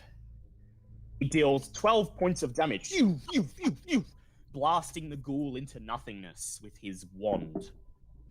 Okay, it is Milo's turn. I guess I just attack one of the ghouls. The most. There are 2 left. They both seem to be. One of them's a bit wounded from Kitty's holy water, so that's the one you'll be going for. Okay, make your attack roll, please. That was a 1, so I get to re-roll it again. Yep. Halfling. Wow. That one turned into an 18. That's a hit. Roll for damage. Good turnaround. That's with my chain whip, which is my main. That's a d6. That was 1 damage. Oh, okay. You see the tip of your whip lash the monster, making a small bruise, and that's it. Just the tip. Okay, my elongated whip. That's Roll. 14. That's a hit. Roll for damage. D8. That's 3 damage altogether. Yep. Oh, hold on. I'm not adding my fucking Dex modifier. dex and shit.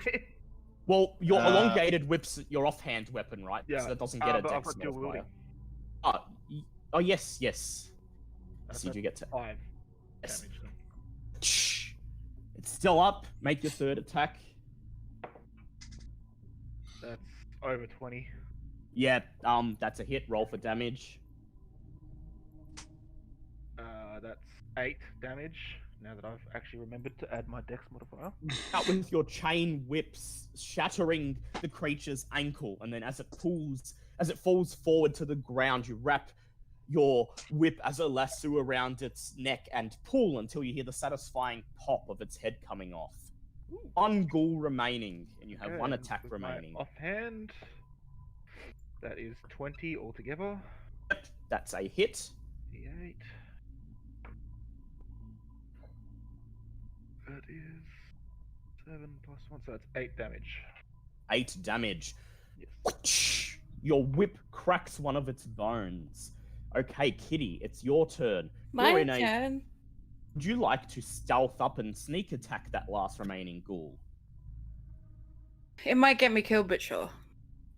Oh, hope not. Alright, Well, you make a could al- stealth check, please. You could always try take a potion. I could. Can I do that and sneak? I'll let you take a potion as a bonus action. Alright. Just a sec. So I've got a potion of greater healing. Oh, Yep. Great healing. So what's Alright. that? Greater healing is 4d4 plus 4. 4d4 plus 4. That's just sad. what do you get? Oh no. That's only 11 health, but it puts you up to 15, which is It's something. less close to Yeah. death. Now make a stealth check, please. Yeah, I'm just updating my health before I forget. Where is it? Sorry. Okay, stealth check.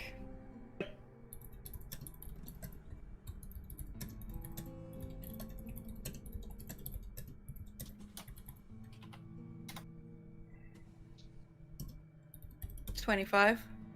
Ooh, good. You sneak up behind the ghast while its attention is focused on the rest of the party. And then, make your attack. Alright, so that'll be with the short sword. Yep, And it's a sneak attack. yep. So if you hit, you make your sneak attack damage. So I roll 1d20. Oh no. Fuck me dead. Wait, do I no. get advantage on sneak You- attacks at all? You do have an inspiration die. Would you like to re-roll? Yeah. Go ahead. Watch Nat 1. Don't Oh, even. 9 plus Nine. your dex. Plus 4. That's just a hit. Okay. Just enough. So make your damage roll and add your sneak attack damage. Alright, so what's my... Be 1d6 for the 1d6, short sword, plus the uh, extra 1d6 poison damage. So 2d6. 2d6. plus your special sneak attack damage. So that's that. And what was my sneak attack? Is it Uh, 5? Let me check for a 7th level barbarian. No, a rogue. 7th level rogue. It is. Check. 4d6. It is 4d6. Yes, you are correct. So 19 plus 6. So 25? Yep, 25, and that is more than enough to finish it off. Yay! You grab your short sword and you spear it right through the back of its neck. It whimpers on the end of your blade and dies. And that is the end of combat. Oh, God. Okay. All right. I'd like to ask the totem a quick question. Yep. Yeah. Are there any more potential undead in this burial mound? It says yes. Okay then. Well, this makes this nice and easy. No more touching things. All right. I would like I'm to. going to give Angus the 32 GP. All right. I would Good. like to go out on a limb and drink one of my antidotes to see if it does anything to the thing I've been infected with. Unfortunately, antidotes don't cure disease. Oh, so okay. It won't. Yes, All won't do anything. Angus, I'd like you to make a perception check, please.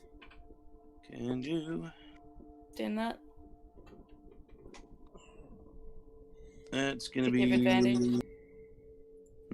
15. 15. You notice on the left side of the room a small tunnel which has been burrowed into the rock, small enough that you could all, probably except Nargle, crawl into it. Right. Well, I guess I'll meet them Before at. we do that, sorry, I'm gonna drink my last healing potion actually. Yeah, that's what I was going to do as well. Drink a 2d4 potion. plus 2 I for only normal. had one, so 2d4 plus. I can also 2d4 offer a plus 2 lovely. for normal Since potions. we're already in a thank you. lovely. I was gonna say, since we're already in a lovely dwarven burial ground, I can always throw up a quick prayer of healing as well, if that helps. well, yeah. Yeah. 25. Actually, no. I'm going to save a potion and use Cure Wounds. So you cast Cure Okay. Wounds on Fair yourself. feeling. I'll bring it up in the chat so people can see. I do that as well. Okay, and prayer of healing can give everyone a nice 18 back. That's a good bit of HP. Cure Wounds, so Nargle, you are rolling 1d8 plus your spellcasting ability modifier. My spell casting modifier, that is. What's this spell casting modifier? It's on the third page of your sheet. Is it the +5 spell attack? Oh wait, no, it's just your wisdom modifier. So Oh, okay. Wisdom modifier, that's 2, so that is 9. Yay! That's a- 9 points of damage, not bad. I mean, 9 points Okay. of healing. Yeah. Okay, And did Guys. Angus use anything on us as well? yes, he gave you all 18 health. Oh, 18. Okay. So do you dare crawl into the little shaft, or would you like to find another way around to where it will lead? I crawl in. Right, you crawl in. I might as well go with him. Right, Me everyone. too. Nargle could possibly fit in there. He'll need to make a dex check with No. disadvantage. No. I'm gonna walk around to Or you could wild shape. Actually, no. You Yeah. could wild shape Yeah. into it. Yes. Right. You wild shape into into a spooter.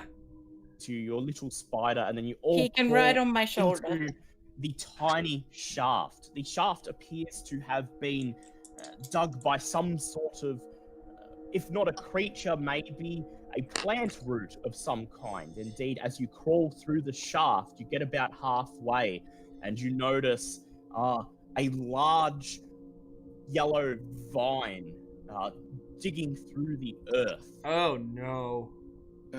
Get set on fire. Yellow Yep. thing.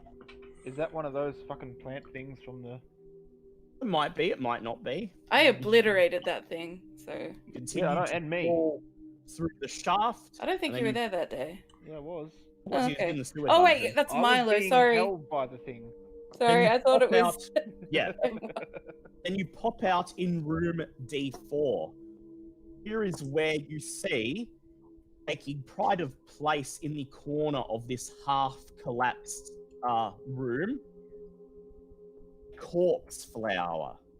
Large, sickly-looking flower that...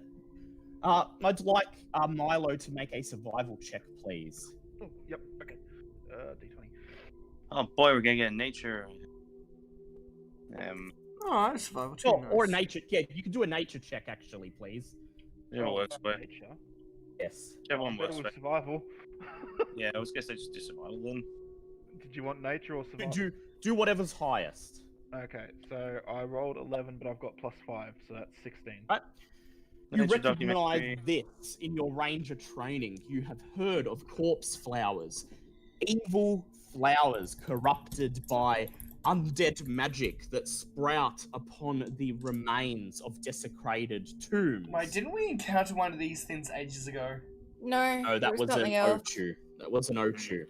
This flower grows to a large Ochu. size before it tears itself free of the earth and begins scavenging humanoid corpses from battlefields and graveyards, using its fibrous tentacles that stuffs the remains into its body and feeds on the carrion to repair itself. Right.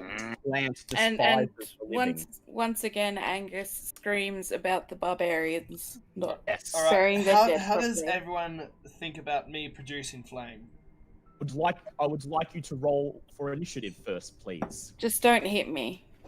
Oh no, I can direct where my flame goes. Alright, Yeah, that it's is a bit 19. 18 for Nargle. I got 8. 7. 21. Kitty 21. 8. Okay, Kitty, you're up first. Fuck. Can't you conjure flame? Are we in the room? You're in the room. Sorry, I just need to bring the stream up. Fuck.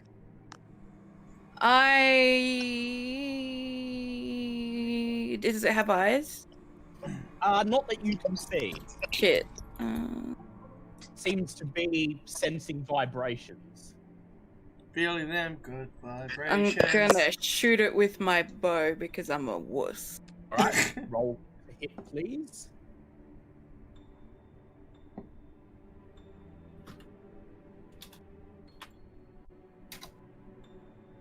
Nine. 9. Let me see. That is unfortunately not a hit.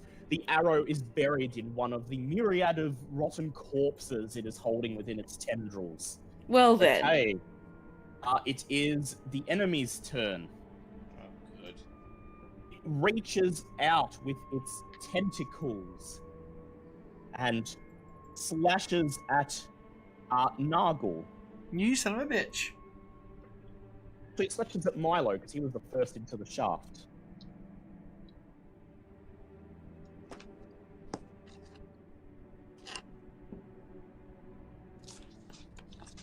And unfortunately for him, he misses. He then lashes out with another tentacle, striking at Nargle. You motherfucker. I'm just staying still. His tentacle strikes your armor and falls away. Ha ha! He then Flex. strikes out with 2 more tentacles. Oh, dang. One at Milo and one at Nargle again. Oh, motherfucker. I He think you can misses hear Milo. me. He misses Milo. Misses Nargle. Then he strikes at Milo. And misses once again. He's rolling really badly. Okay. It is Nargle's turn. Okay, I would like to produce flame and throw it at the goddamn plant. Okay, spell. Use flames. Everyone can see. Okay, I would like you to make a spell casting attack roll. Oh shit! That almost went off the table. Okay, that is. I add the +5 to my spell attack bonus. Yes. Okay, then that is a 17. You conjure a small ball of flame in your hand, and then you throw it at the large plant. Flames begin to surge along one of its tentacles. You deal 2d8 damage. 2d8. Okay, that is 10 damage. 10 damage, not bad. Okay. Okay. Wait, does that count as an attack or bonus? Oh no, bonus damage to conjure the flame. It's That's just an action. Yeah, it's just an action. right. So I still you have my have- 2 attacks. Still have your 2 attacks, but you'll have to use your javelin. Yeah, I figured that much. Okay. I believe I still have 1 spell slot left. Yep. I would like to enchant my javelin with produce flame on the tip. Alright. Enchant your javelin. The end of it glows with flame. Make an attack roll, please. That is a 16 by itself, but the what is what's the javelin? That's +9, so that's over 20. Yep. That's a hit. Roll for damage. 1d6. Oof, Jesus. Okay, that's 1, 2 plus. That's 10 damage. And Ooh, do I good hit. roll again for the flame damage? You double it because it's flame. Okay, so that's 20 damage then. Yes, it is. Javelin attack. What was that, sorry? You and your One more- attacks. You have one more javelin attack. Oh, fantastic. Okay. This one's not enchanted. Yep, okay. That is 17 plus... Yeah, that's over 20. Roll your damage, please. 2 plus 1... That's 3 plus 6. That's 9. 9. Good hit. Okay. It's Dan Cooper's turn. Alright, I'll be back in a sec. Just have to go to the toilet. And Cooper points his finger at the plant. It makes a dexterity save. Did it damage Dan? No, it, So he can't. I thought you couldn't use it unless you got damaged. hellish. Oh, yeah, that's right. That is correct. Play Oh, kitty. I've never noticed that. Okay, so instead, what he's going to do is he's going to run up with his rapier.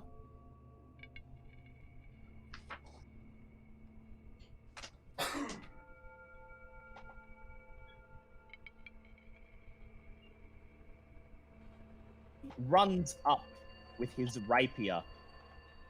As he gets within range, see him buckle over and start to cough as he makes a constitution save. Oh no! Okay, what happened when I miss? Who's making the save? Unfortunately, Dan he Cooper's failed. getting hurt. Oh, Dan shit. Cooper is incapacitated for the rest of the turn. Oh, shit. Angus, you're up. Alright, so is this thing considered undead or is it just a plant? Plant. Just a plant. So Oh, that's right. why all the fire damage. No, that's fair, Do I waste a turn if I try switching from my mace to my hammer? I don't think you want to get yes, in melee you do. range. You lose an action. You can do it as a bonus action if you like. Yeah, but then I can't actually hit him from where I am then, I guess. You can use an action to move up, and then you'll be able to hit him next turn. Still I- have a crossbow, don't you? I do, but... Well, in that case, I might just stick with the one hand and just, Okay, I have other ways of dealing damage, so I'll go up with... Stick with the one-handed mace and go up and try to Searing Smite this thing. Ooh. Alright. We'll put Searing Smite.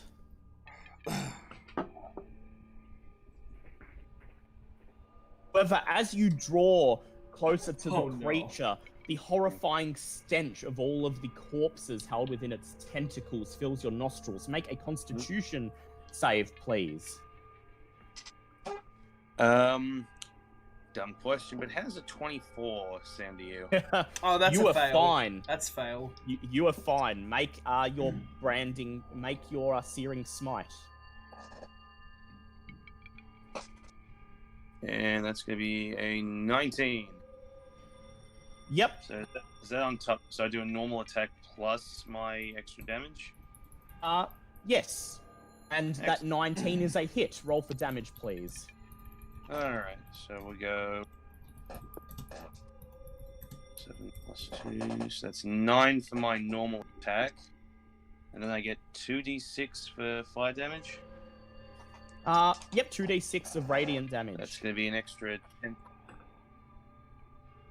That's going to be an extra. Oh, that's going to be 10 fire damage, and let's see. It needs to make a Constitution saving throw. Yes, that's right. It will now make one. It fails. Outstanding. Well, in that case, where are we? Failed save takes. Okay, at the start of each of its turns until the spell wears off, it has to keep making a Constitution saving throw. It takes an extra 1d6 for Missy. fire damage. Very well. So that's a fair bit of damage you've dealt to it. Damn straight. Okay. As a reaction, you Here we notice go. it absorbs 3 of the corpses into its biomass. It heals 33 points Yeah. of damage. What? Well, pretty much everything I did to it gone. Well, lovely. Who screwed the pooch on that? It is Bartleby's turn. Either we need to find a way to stop it from absorbing the dead, or we just have to keep trying to deal more damage than it can heal. Nargle, you notice you see Bartleby moving his fingers around, mentally calculating the dimensions of the room. If he's got Oh, a no. fireball, I'm fine with this. I have resistance. Nuke the damn thing. And then Ew. he casts Fireball. I'd like everybody to make a dex check, please. Everyone. Oh, that's a Nat 19. Nat 20, bitch. Just a sec. That's a 12 for me. Just basically Well- just drop the shield and hide under it. And Cooper failed it, but Bartleby passed his own. So I'm gonna take like a quarter damage because I get half from Yep. passing, and then Did I pass? I got You 11. didn't pass, but you're So gonna I take half. You're gonna take half. Yep. Hey, people who Alright, pass take half. People who pass take half. People who fail take full, except for Except for Dan me. Cooper and Reva, who take half, and Angus takes a quarter. Okay, so I and pass with my resistance. that damage is going to be. Wait, do I take, because I'm resistant to fire anyway, so that gives me half. But I've also got the what's it called? Evasion. Yeah, you can Which evade but it. usually. Yeah, but you failed the check though. Yeah. So. Mm. Oh yeah, but that's right. No, but- but they don't stack. You're gonna take half. You can't take another half of that. Okay. Distances don't Yeah. stack like that. Okay, so Oh, fuck me. everyone who failed the check takes 25 points of damage, except for Kitty and Dan Cooper, who take 12 points of damage. So it takes. And of that, M2, you take 6 points of damage. The plant takes 50 points of damage. Ooh. Is Wait, how much engulfed damage do I in take? flame. You pass, so you Okay. take 12 points. 12, okay. I'll be right back. It is now Milo's turn. See Bartleby smiling with glee as the flames begin to purge out the room. Sorry. How far out does the noxious Gas go 10 Yeah. feet. 10 feet? If I move up to 10 feet, am I going to get affected, or? If you move up to 10 feet, yes, you will get affected. You have to I- make a Constitution save. Fuck. Am I within 20 feet? 10. Yes, you are. You are within 20 I feet. use my elongated whip as my only weapon. Yep. roll the attack. That's a nat 20. Oh, damn. Oh, yes. And double. 7 plus 4, so that's 11. And plus 1 for damage. 12 damage. 12 damage. Yes, good. That's 24, actually, sorry. You slash, you lash out with your whip at one of its tentacles, lashing it away as it sneaks towards you, dealing 24 points of damage. I use my extra attack to do the same thing. All right, roll to hit again. Oh, that was a 19 plus plus 7, so it's over 20.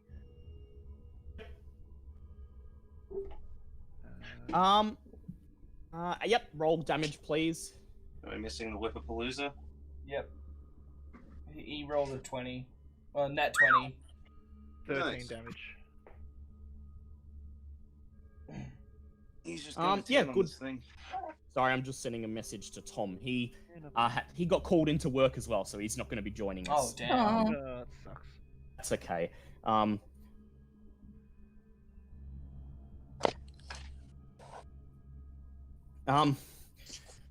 Okay. It is now Kitty's turn again. Okay. Noggle, you told me that I wasn't supposed to use any Got that, fire spells, but I'm going to. Any what spells? Fire spells. Oh. I'm gonna use Scorching Ray. Oh, what's that do? I will bring it up in the chat so everyone can see. Scorching Ray. 3 rays of fire and hurl them at targets within range. Make a ranged spell attack for each ray. Okay, so make 3 spell attack rolls. So what do I do for that? So that's you roll a d20 and you add your spell attack bonus, which is on the 3rd page of your sheet. Okay. So I need to roll 3? Yep, roll 3 of them. Ah!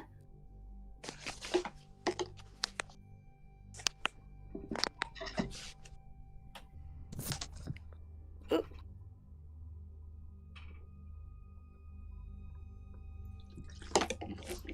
And then it's plus, is it plus 7 overall or plus 7 to each?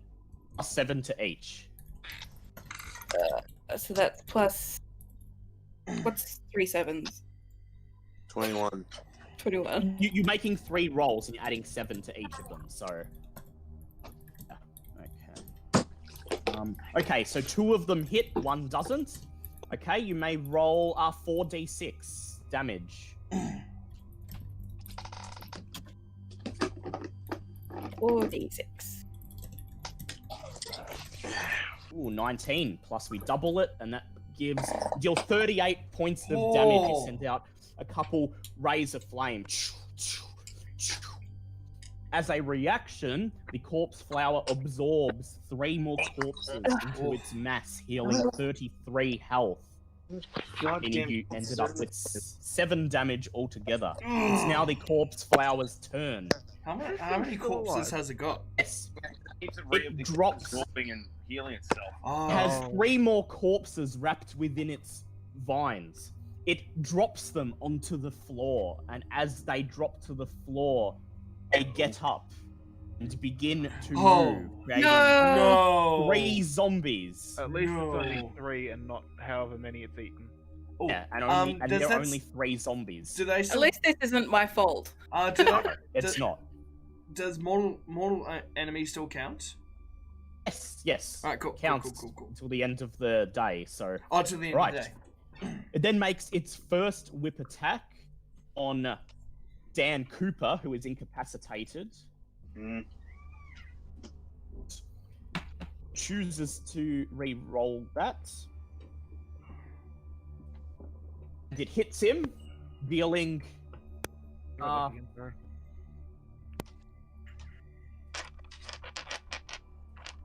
dealing 8 points of damage to him, but it has now damaged him.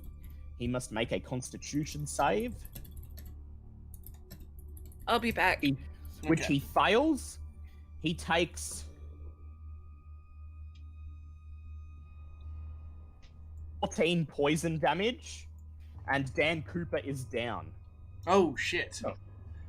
Well, there you go. He passes his first death save. Then with its second tentacle attack, it reaches out to hit Milo. And it hits.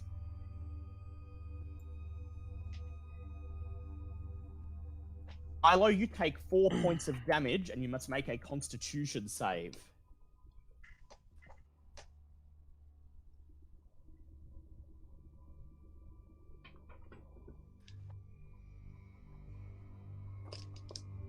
I'm back. Sorry. Milo, you've just taken 4 points of damage, and you have to make a Constitution save. Oh, okay. Yep.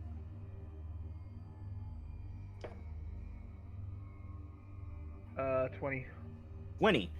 You pass. You take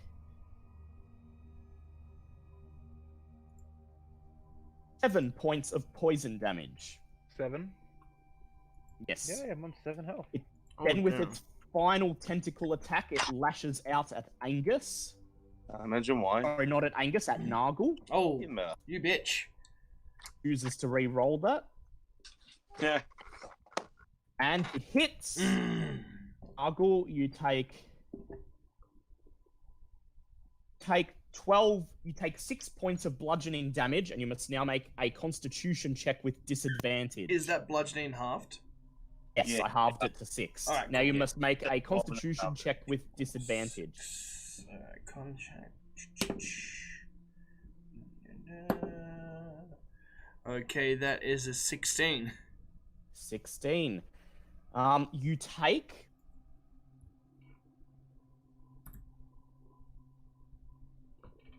5 points of poison damage. Then the group of zombies that have spawned from its body begin to lurch forwards towards the party. Okay. And all 3 of them try to attack Angus. Yeah, no, that's fair. That's fair, that's fair. Accept your fate. Undead hate. What did The I undead miss? hate him. And zombie. Damage. One of them hits you. Only one. The others do not. You take. Look at Go back again. I'm so sorry. You got a puppy. It's okay. Did I miss anything? No. No. Not really. Angus, you take 5 points of damage. Fair The enough. zombies attack. Okay. Nargle, you're up. You know what? They deserve a time to shine. Spooter stuff! Really? Spooters! Yep. You slam the. Well, they Why, can take care of the why are zombies, you I upset believe. with my spooters? I'm upset. I just feel like there are better things we could do at this point. Can take care of the spiders. Because The he's a grumble butt. spooters have spawned. There we go. Okay, and that would count as my movement. Pushing, get down. Sorry, Goddamn my cats. cat was. Yeah. And that would count as my movement bonus action. So for my Yep. So you have your 2 attacks left. They'll have to be javelin attacks. no, Unless you want to attack the I zombies, can they're right in attack, front of you. I can attack the zombos. Yes, you can. Hello, little zombos. Come to Uncle Nargle. That is a 16 plus 11. Oh, that's 26. Ooh, 26. That's a hit. Roll for damage, please. Okay, it's 7 plus 2, 9. 9, 11. And another 2. That is 13 plus 21 damage. Ooh, 21 damage. Yeah, you kill one of the zombies, crushing it with the flat of your axe. Yeah. Okay. Come here, other zombo. Yep. Make your next attack. That's 18. That's a hit. Roll for damage. 7 plus... Oh, Jesus. I'm going to really have to calculate this. 7 plus 9. 2 plus 2 plus 6. That's 26. 26. Yeah, that's a hit. That's another dead zombie. You bring the flat of your blade down and crush its head. And then at the end of your turn, the corpse flower snakes out its tentacles. It grabs the 2 dead zombies. Oh, god damn it. Pulls them into its mass, healing 22 hit points. Okay. Fuck you, you son of a bitch. That is gonna need to stop really fucking soon. Okay, it is Bartleby's turn. What if He it is- ate a flaming zombie? Yes, if it ate a flaming I was zombie, gonna that might say, potentially be bad for it. I was gonna say, is it still on fire? Yes. It's still on It's fire. for It's it. going to take some damage in its... I'm going to roll... Actually, I forgot to do its damage from the fire, so... Yeah, because it still has to take damage from like my searing smite as well. And my fire and Kitty's Oh, fire. yeah, I'll do it some searing smite, yeah. So it took 3 points overall from all the fire, because there can only be 1 fire Yep. status on it. All right, now it's doing a wisdom save. There's a constitution save. Constitution save. Well, it passed anyway, because it got 15, and its constitution is +3. It's Yeah. unfortunate. All right. Now, back to Bartleby's turn. Bartleby shoots a firebolt from his staff at the sole remaining zombie. And he hits it.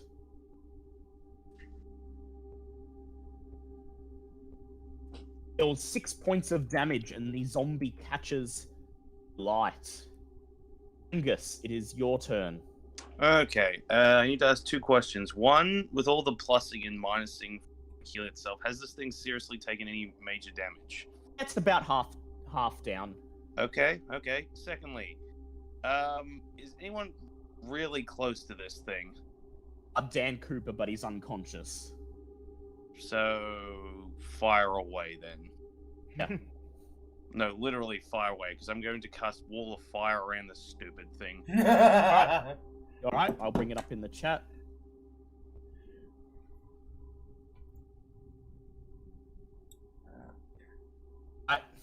I'm literally burning a 4th level spell. Burn a spell slot burn this and thing into a nothingness.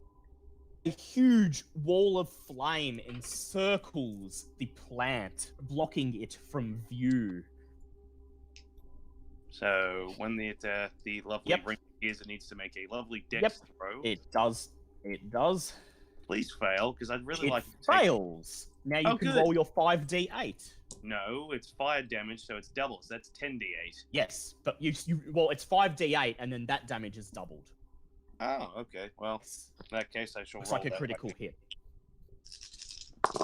All right, let's have a look. See at these numbers. 28. 28.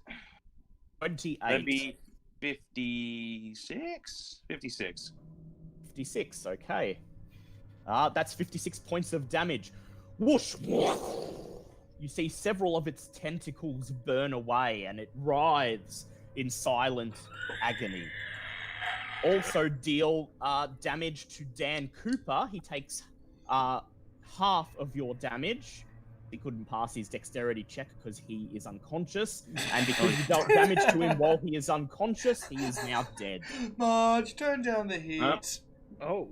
You No, have he's killed dead. Dan Cooper. Oh, dear God. Wait, Yeah, what? Is he actually really dead? horrible- Yeah, Yes. he's Yeah, dead. because he was unconscious. Yeah, Yep. and he took damage from the wall of flames, so M2 killed him. So no saving throws or whatever. Nope, Nope. he's just dead. Holy. Okay. If I get him in the next minute, we'll be fine. Yeah, Otherwise, he'll we'll just carry his corpse to... to Moradin's wherever we're going, temple it'll and be get it fine. resurrected. Okay. It's Milo's turn. Okay. Well, I use my main attack to attack the zombie that's right in front of me. Right, go ahead. I Roll change- the hit, please. Oh, son of a bitch. That's an 8. 9. Let me see what a zombie has.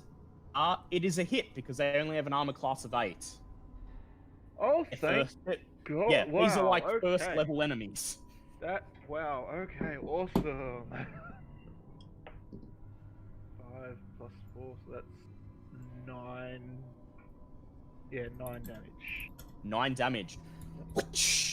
That's enough to kill the zombie. Oh! It falls to the ground, and then you watch as the corpse flower's tentacle snakes out, picks up the flaming zombie, and stuffs it into its body mass. instead of healing 11 hit points, it takes 11 points of damage. Huzzah!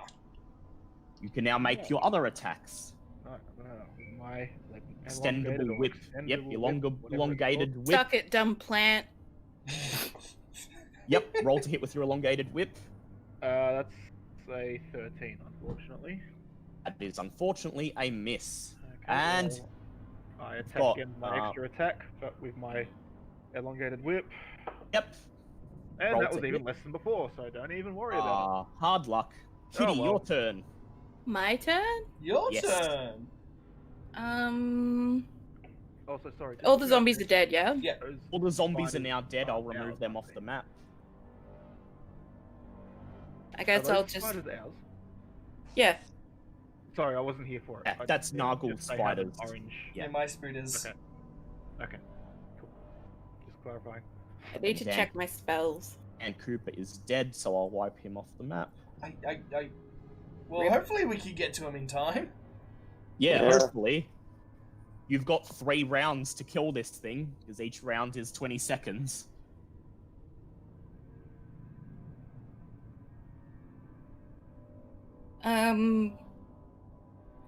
Sorry. Is Hideous Laughter gonna do anything to it? I don't think it has anything to heal with. Okay. I guess I'll just shoot it. Alright, roll to hit.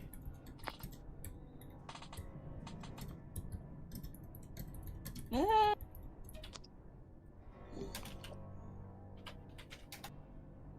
$18. It's a hit, roll for damage. What's my damage? I got a longbow now. You have the braces. Do you have the braces of archery? No, No, I think that's No, that's Dan Cooper who has them, yes. Yeah. That's right. So it's just a normal longbow attack for you. So what's longbow damage? Longbow is 1d8 plus your 1d8 plus dex. 4. Alright, so... Oh! Roll... 1d8 plus 4. You let loose with 6. your arrow, deal 6 points of damage. Thunk! The creature writhes in silent pain. Is now the corpse flower's turn. It has no more corpses left, so it can't heal itself, and there's no more zombies. But first, the spiders rush forward. Go Spooters! They Food leap, Rangers! they leap onto the plant and begin to bite at it with their fangs. One of them hits, Good. dealing 5 points of damage, and poisoning the corpse flower. Hey, what? You can poison a flower? Yes, Huh. of course you can. Well, there you go. Hang on. I have to roll the 1d6 points. It takes 1 point of poison damage, and then it lashes out with one of its vines at Nargle, and it hits. You slut. Nargle, you take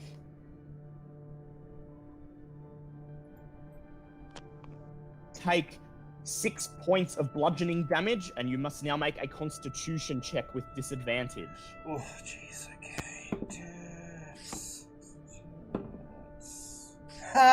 Oh, that's awesome rolls. Okay, Constitution, that's 20.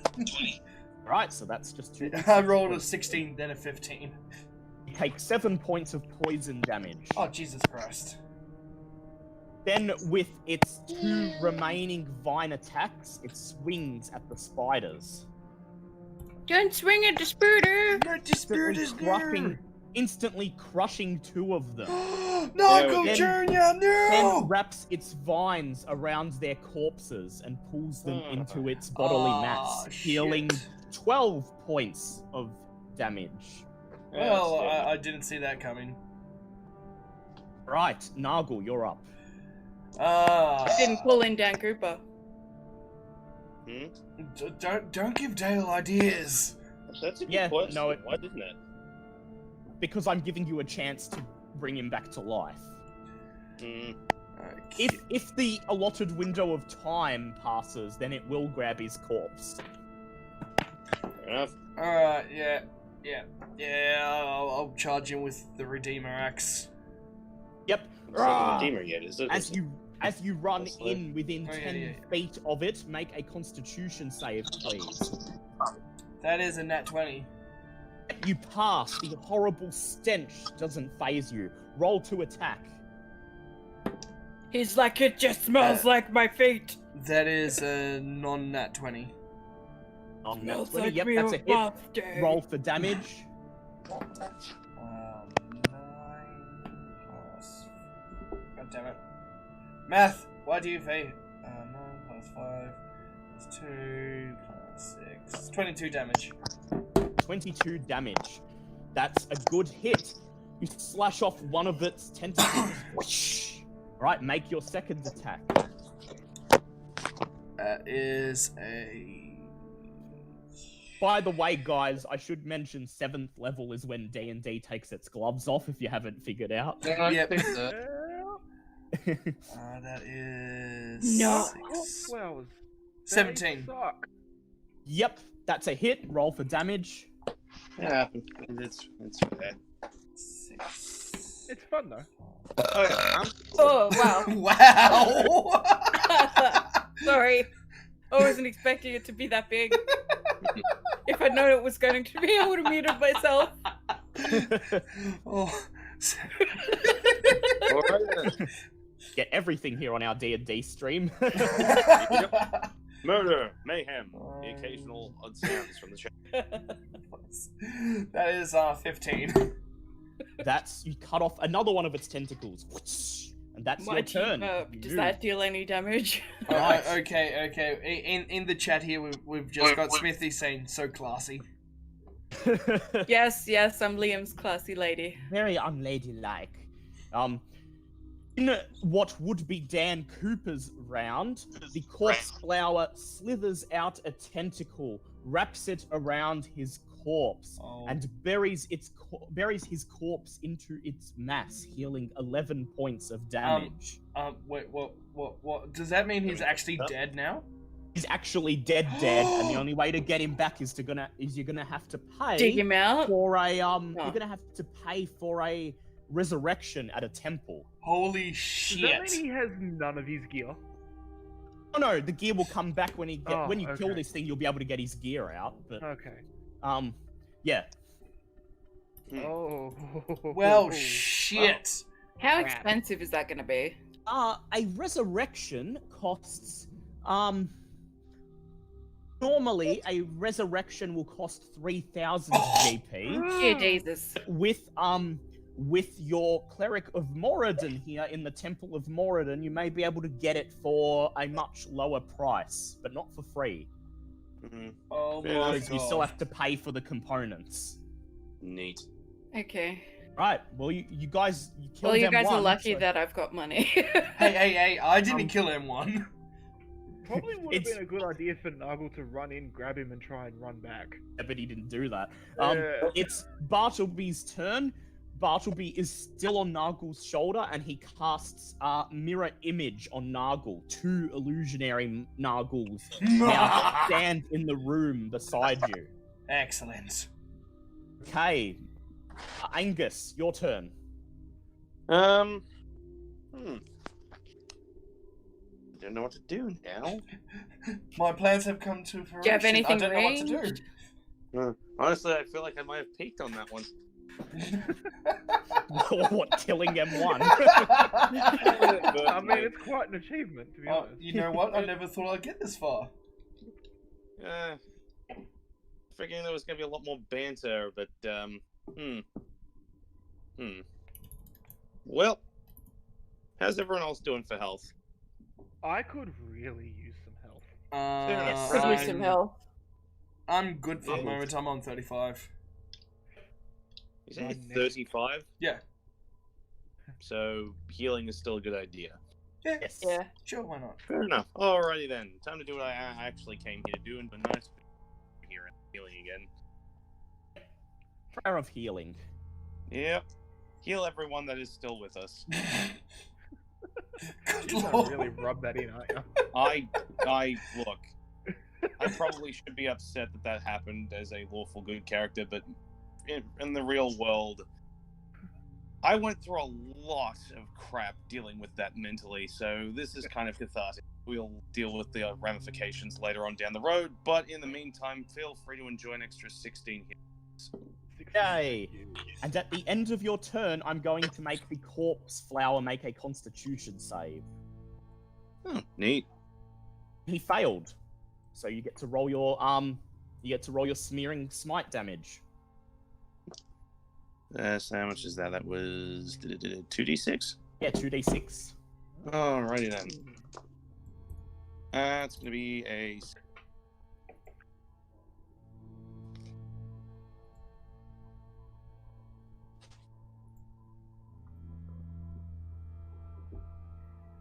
Look.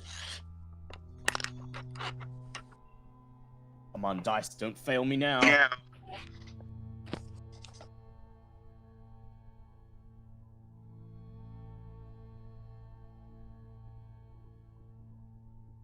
How much damage is it going to take?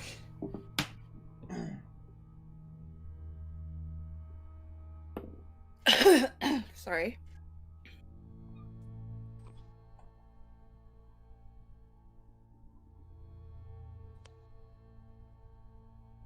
Something happening with his phone, or Maybe he's cut out. I'll roll the damage. Just Who's this?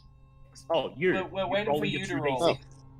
Oh, sorry. You Yeah, roll your, roll I your said- 2d6. Yeah, I did. I said it was 6. 6. No, I just heard, and that's going to be a, and then silence. Yeah. Sorry, yeah, I 6 had no damage. idea. Shh, okay. And it is Milo's turn. Notice that the plant is looking considerably worse for wear at this point. yeah, I've got plenty of health now. I attack with my elongated whip. I guess. Right? Roll to hit, please. Fucking damn it! Why do I keep rolling 6? That's fucking 13 again. 13. That's a hit. Roll for damage. 13 was a hit. Okay. Well, it's not like it's wearing armor. No. Yeah, but I missed before. Oh, Uh, did you get a 13 before and miss? That should Yeah. have been a hit. Okay, so you can roll. You can add that damage now. Oh, okay. Well, I Just- rolled a 10. Just double whatever you're doing then. Yeah, it's just double whatever this damage is. We'll turn it Okay, into so that's a crit. 20 damage then. 20 damage. A good hit. The creature squirms as you wrap your whip around one of its tentacles. Make your second attack. It screeches out and goes, "Oh, Daddy!" What? I don't want to hit You it again can now. I fail. want to kind of run away. All right, back into the crawl space. No, so that's a 17. 17. That's a hit. Roll for damage. That's 10 again. 10. Pull your whip and wrench the tentacle away. The creature squirms, shudders once, then stops moving. Everybody make dex checks, please. Dex saves, please. Oh no. 17. 17. 15, Dex. That is 17. 17. 27. Oh, dang. I got a nat 20. Oh, damn. Half from everyone. Okay. So, as the creature experiences its death throes, the middle of its flower bursts open, the place where all the corpses were taken, and a huge glob of poison pollen spews forth. Those who passed take 25 points of damage. Holy and Milo shit. and Angus, you take 12. Oh, okay. Phew. Okay, I'm not dead. Oh, Yeah, it's minus That's right. Yep. 23 damage. And Wait, so how much do I take? you take 25. I passed, though. Yeah, that's the damage for Yeah, you take people who 25. The passed. full damage was 50. Mm. Wait, no, I've got evasion. Yes, so you take So nothing. You're I fine. take nothing. Yeah, you just dodge out of the way. You're fine. Aw. Okay. And that is the end of combat. Oh, Yay! that All was right. Well, I do have Something one. else. I do have one thing I'd like to. Can I roll a religion check? I'm more felt that bad. What was Right? that, So a sorry? religion check. I have religion now. Let's give me an 18. You think Moradin didn't appreciate you slaying your own teammate? Inadvertently? But even accidentally, but he did value your courage and understands that you did what you needed to do to survive. Desperate time. In the remnants of the corpse flower, you see the decomposed, half-dissolved corpses of all of the zombies, the spiders, and Dan Cooper. You liberate all of his gear and put it in the bag of holding. Jesus. Any loot in this room except for that? I'd like you to do an investigate check, please. I'd just like to say, and I'm only saying this once, you're a decent bard. Too bad you were such a shit of a man. Yes. There'll be plenty of dicks where you are. Oh At god. least temporarily. Eh. Well, if we can raise money. Yes. 22. All right, 22. You look around the room, and the room is it's pretty collapsed at this point. However, and you see a couple of shreds of old armor and weapons and things like that. And under one of the pieces of debris, you see the remnants of a stone sarcophagus. You can just about reach your hand in and pull the item out that is inside. I'd like you to roll a D100, please. Oh. I feel like we've learned nothing from our experience today. 11. 11. Right, that's going to get you. Let's see. You get here. That is going to get you an acrobat's leather. Acrobat's leather? Yes. So this is what armor are you currently wearing? Leather armor? Is it +1 or anything? I'll have to have a look. You might just be wearing normal leather armor. No, it's +1. +1. Okay, so this is acrobat's leather armor. It's a +1 leather armor like what you've got, but while wearing it, your movement speed is doubled. Okay then. Awesome. Meaning you can run around a lot more and do stealth attacks from a greater distance. And you also get advantage on acrobatics checks while you're wearing it. Neat. I need to write all that down. Yes. In the corner of the room is a large metal helmet, giant-sized, with the symbol of the All-Father carved into the brow. Oh. Presumably, this is the ancient giant relic that you came here to find. Huzzah. Bartleby quickly shrinks it down to a more reasonable size, and you put it in your bag of holding. Now that you are in the room, there are two ways out: back through the crawl space, or through the northern corridor, where on the map where you can see D3, a large stone blade is swinging back and forth like a pendulum. Whoosh, whoosh. I see a switch to turn it off or anything. There is no switch to turn it off, but you may be able to, if you could avoid getting chopped, you might be able to dismantle something inside the mechanism. Can I see the mechanism at all? No. All you can see is that it's attached to the roof and it's swinging back and forth, and that there are two little slots on either side of the corridor that it swings back and forth out of. Can I attempt to take one of my javelins and jam it up in one of those little slots? You could do that. It would be a disabling trap check, so if you want, you can give your javelin to Kitty and she can have a better chance of doing it. Yeah, I'll do that. All Okie right? dokie. Kitty, I'd like you to make a disable trap check. So what would that be? D20 plus your dex modifier plus your proficiency. Roll 1d20 plus 7.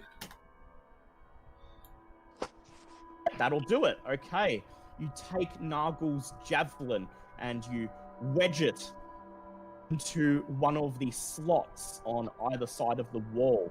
The pendulum tries to break free, but it seems to be held in place for now, allowing you to safely exit the room, bringing you back into the central hallway of the dungeon.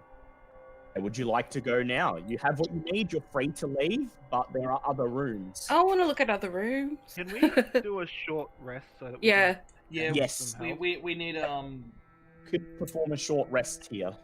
Seems Yeah. to be safe and quiet enough. Alright, we'll do that then. use 4d10? That's me. So we're allowed to use our hit dice? Allowed to spend hit dice now, yes. Yeah. When do they It's- recharge again? When you take Is- a long rest. Okay, cool. I'm basically back at 4 again. Alright, so So, how's everyone doing? roll. You sit down, lick your wounds, have a short meal. How does 25 that health. idle work? At the end of every long rest, it Oh, can okay. be. So unfortunately, you can't ask it again, but you suspect there might be things of note in here. The Uthgard may have stockpiled magic Oh, I was items as gonna ask about- offerings. Dead things attacking us still. Yeah. Oh, I did ask that before, and they did say, was there any other potential Is it- undead or any enemies? And went, yeah. Yeah, but Nargul's mortal Well- enemy is still in effect, by the Yep. way. Because it hasn't been a day yet. No. oh, I used a short rest. I can use Slayer's Foe again. Yes, you Good can. job. Use I'm gonna Slayer's use Prey 1d10. once again. I'll be back in half a second. You guys figure out what we're doing from here. Alright, You sit down, you lick your wounds, take a short rest, and you just go over what you've found so far. Oh, also, get my So- javelin back from the trap. Oh, You'll need yeah, me to alright, get yeah. that. No. You just pull it out and the pendulum starts swinging again, but you're safely on the other side. Yeah. Okay, so would you guys like to A, exit the dungeon, B, travel to the western room, or C, travel to the northern room? Let's go north because the trap I'll was go already north. activated. Yes. Also, is my dark vision still effective because we've had a rest, or did it? You have to eat another carrot. I'll eat another carrot then. Chomp, chomp, carrot. Right, you move to the north. I'm assuming it's armor, isn't it? Yeah. Yes, the What I leather picked up. armor. Does it have the same armor class as It's my? got the same armor class as the one you've already got. It just doubles your movement speed and Okay. gives you advantage on acrobatics checks. Cool. Nice. Right. You reach the. You walk through the northern corridor and you hear a strange clicking sound coming from ahead. As you approach, you see the pendulum attempting Sure, to that's right. swing back and forth, except it seems to be jammed in place by the mashed up corpses of 3 ghasts. Make a sand check. You proceed into room D8, a large open room, vaguely rectangular shaped with a circular end.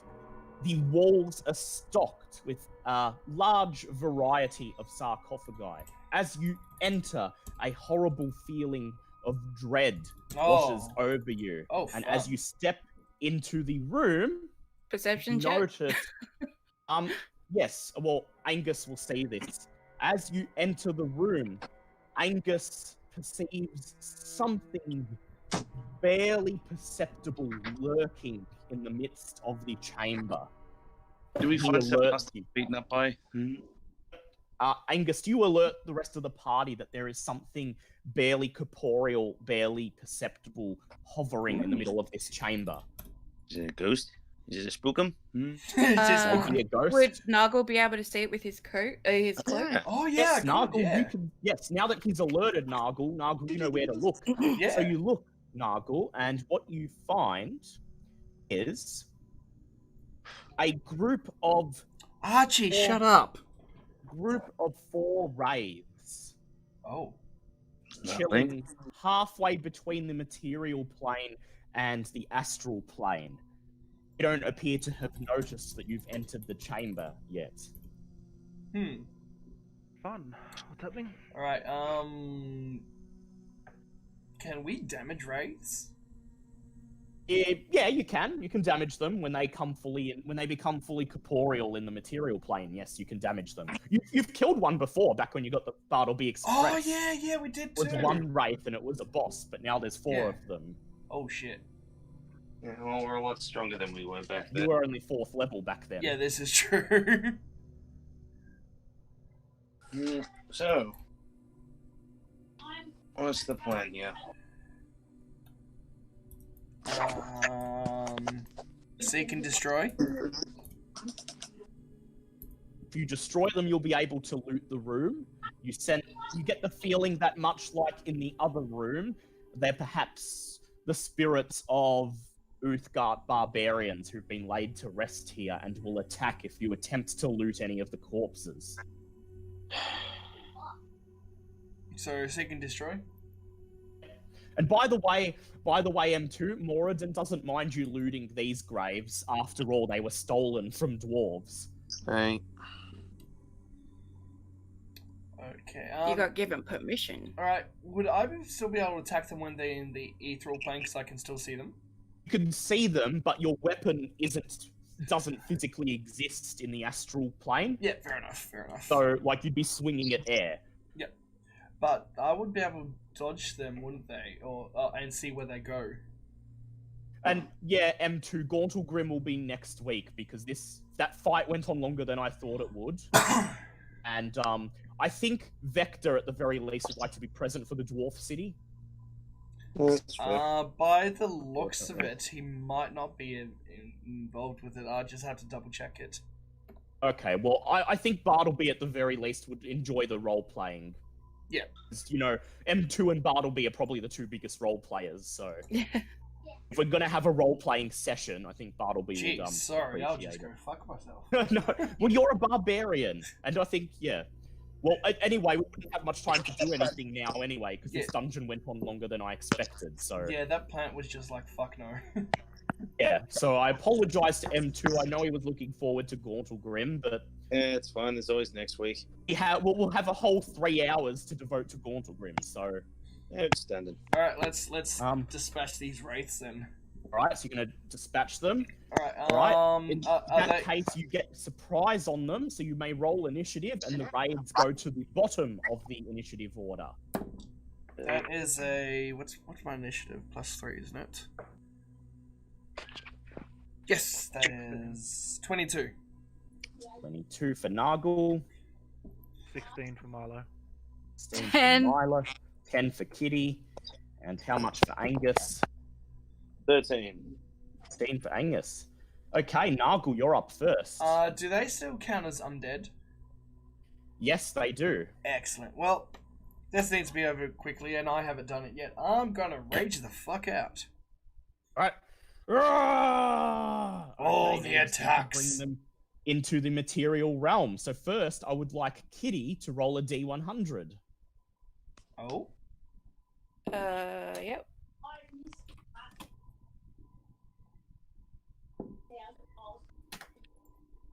$74. 74. Okay, that will give you...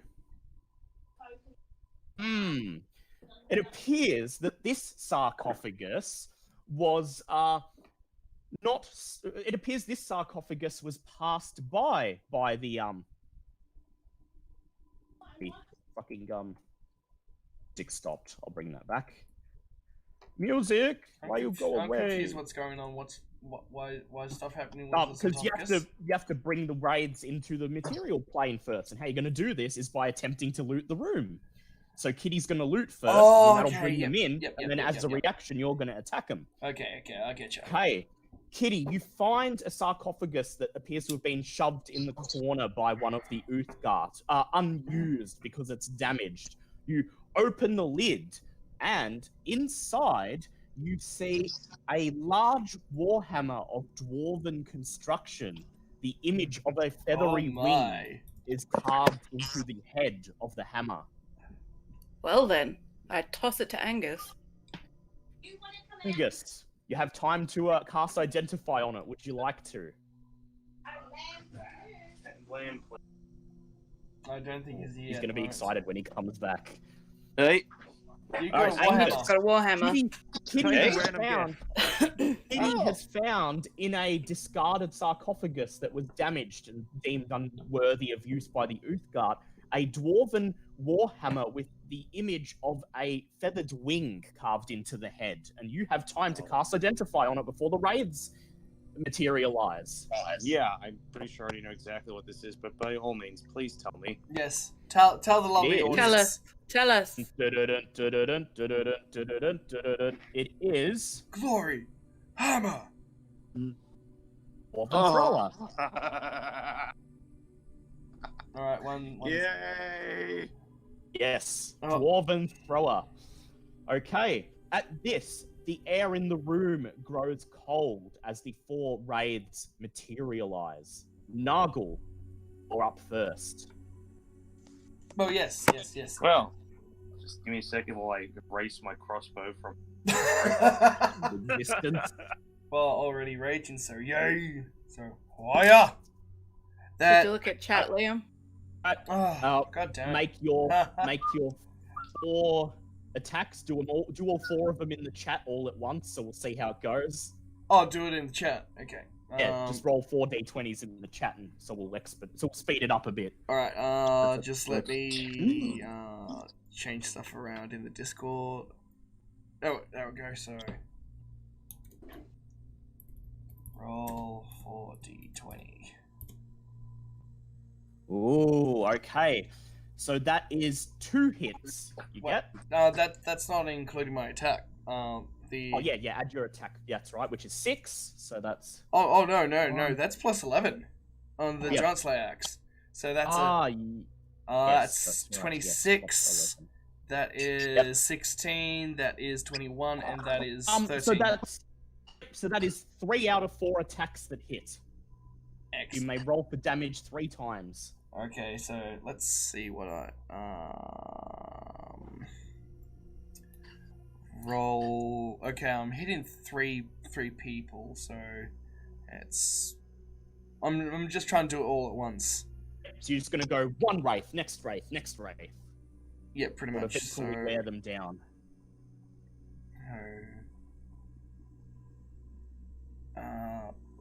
Roll 6d8. Okay, that's spot. Oh, god damn it. Roll 6. Bayri, you really need to pull up your. Okay, that's 33 by itself. Then that's adding the. I haven't added everything else yet. So that's okay. Add your attack. Add everything else. Okay, 33 plus 2 plus 2 plus 2 plus 2 plus 2 plus 2 plus 6 plus 6 plus 6. 63 damage. All right, that is 1 wraith very nearly dead. Oh god damn! Right, next up we have Milo, your turn. I'm close enough to hit with my chain whip. You are. Okay.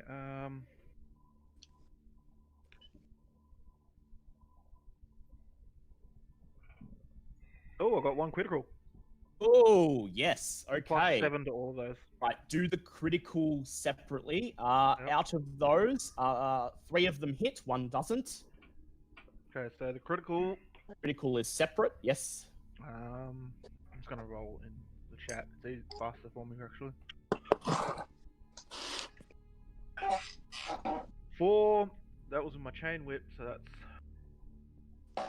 Actually, no. I'm gonna go with my elongated whip. Was in my main hand. All right, 4, so that's 5, 5, 10, 4, so that's 9. 9. Okay, now make. So the first wraith, as you lash him with your elongated whip, he lets out a sickening shriek, and then vanishes in a puff of smoke, killed. Well, I that's would one like done. I'd like all of you to make Constitution saves after Milo does his attack rolls. Okay.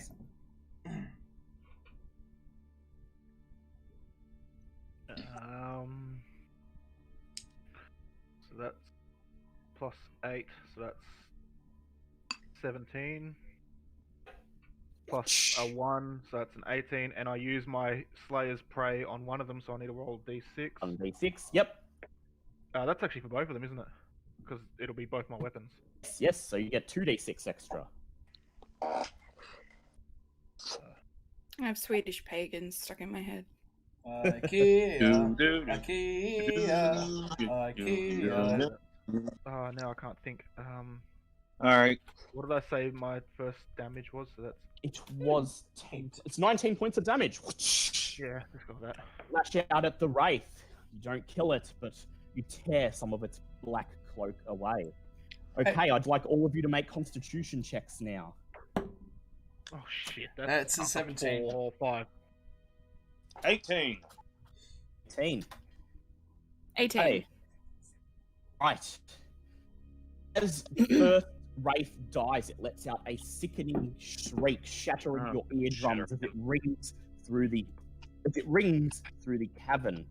Everyone who passed the check, Spirit of M1. Except for me. everyone who passed the check, except for Kitty, takes 8 points of damage. 8 points. Milo, I'll take 8 Milo, anyway. you take 8 because you have resistant to lightning. Okay, it's That's the 39. enemy's turn. First Wraith leeches. Wait, hasn't Angus had a Yeah. go yet? Oh wait, no, yeah, they're at the bottom of the initiative order. That's Yeah. right. It is Alright. now. Oh, I haven't either. Yeah, it is Angus's turn. There'll be mine, then Kitty's. Yep. Yeah. Kitty rolled lower than me. Fuck shit up. Yeah, fuck shit Okay. up. So can I use this hammer right away? Is this Yep. something I can do? You'll need to spend an action to equip it. Yeah, A bonus probably action. assume. Bonus action? Yep, bonus Yep. action. Okay, can I do the bonus action first? Yes. The switch to the Fantastic. Well, I'm going dwarven to do that, thrower. and then I'm You're going to... using it spread- one-handed or two-handed? As much as I like the extra defense, I'm going to say, nah, I'm going to go for offense on this one.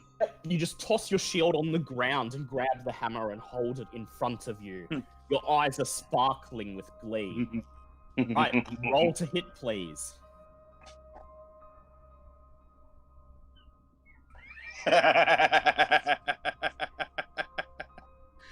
Okay, so clearly, despite murdering one of my teammates, Martin still likes me, because that's a nat 20. Oh, God 2d8 damn. and double it, please. Okay, so let's see. So that's 2d8 plus 2, and then an extra 1d8 for throwing, and then double all of it? Or do I add the extra d8 after the damage? You throwing it? Yeah. Thought you were just hitting him. Okay, so yes, it's just so the throwing damage is. Let me just read it, and I'll tell you where it goes. Normal 2d8 plus 1 extra d8 for throwing. Yeah, 2d8, then you double that, then you add 1d8. Okie dokie then. Okie dokie, artichoke. Okay, well that's 24 all up for the once it's been doubled, and Yep, you can and then extra, add your extra 1d8. and add an extra 7 on top of that, and then plus 2 because it's a plus 2 hammer. So Yep. 24 plus 9, so that's 33 damage. Oh! You Guess who's caught up hurl, to the big boys? hurl your axe at the Wraith. The Hammer. axe pounds into the Wraith's shadowy cloak. Smoke begins to billow forth. The Wraith shrieks, and then the hammer flies back to you. You catch it with your outreaching hand. And because the Wraith has damage resistance against bludgeoning, Don't care. it unfortunately only takes 16 points of damage from that whole attack, but Yeah, you still got to show off the hammer. Okay, Kitty, you're up. Yay! Just a sec. I will use Scorching Ray. Yep, Scorching Ray. Okay, I'll bring it up in the chat again. Right. I'd like you to make 3 spellcasting attack rolls. I assume you're going to send 1 ray to each Wraith? Yeah, sure. Fuck, what is it again? It is d20 plus your spell attack bonus. Did you use that against the plant? Yeah, she did. Yeah. Oh, she did? Okay, I must have been away for that. Yeah, that's when you had to check on the pop-up. Yeah. Thank God she's finally settled down a bit. Ooh, that's okay, so that is a hit on 2, not on the 3rd. So you may roll 2d6, and that's how much damage is being dealt to 2 of the wraiths. Do I add in? No, I don't add anything. No, It's just no, two not for d6. just 2d6. Right, so unfortunately, yeah, 7 damage on both of the wraiths, and they catch alight with flame. Okay, it is the wraith's turn. One of them rushes forwards and reaches out a bony claw to try and strike Kitty. Rude. And it hits you twice. You take I dodge. 8 plus. I'm guessing I need to do a dex save. Oh, no. Just hold on a sec. Hang on. Would the wraith have to go behind me? Because I'm assuming Kitty's behind me. No, it's got incorporeal movement, so Oh, okay. it doesn't get attacks of opportunity. Wait. But can't I see where it's moving because of the cloak? You can, but like it's not physically present. Okay, so Gotcha. okay. Kitty, you take 50 points of damage. Oh my god! Can I dodge any of that? Make a dex check with disadvantage, please. Jesus Christ. I know we got your hammer, but we probably shouldn't have So taken 2 this plus 7. 2 plus 7.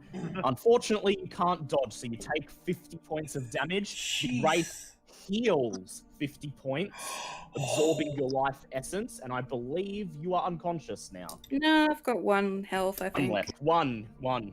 Then another wraith rushes forwards and reaches out a bony claw towards Milo. Oh no, I've got 2. Oh, I'm not. And it hits you once, Milo. You take What's its What's the ability is it using? Like what modifier? it's using +6 on the modifier, so it hits you Wow. with its first attack. Yeah, these are Yeah. slightly higher level wraiths Yeah. than the boss that they fought last time. Yeah, but what modifier? Like what characteristic is it? Sorry, I'm just curious.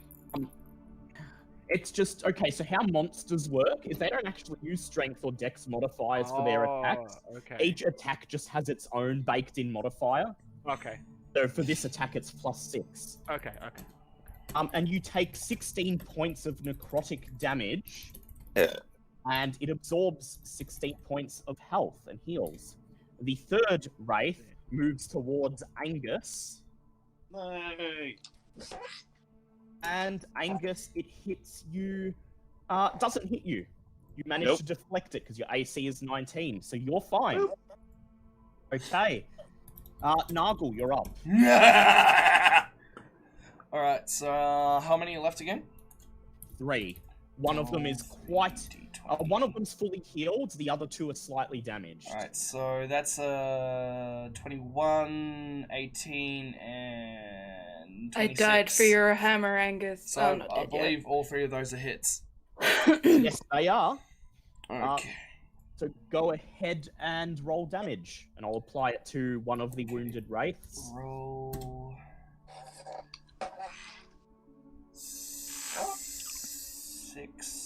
6d8 plus 6 Oh, their plus death 6 blows are gonna plus 2.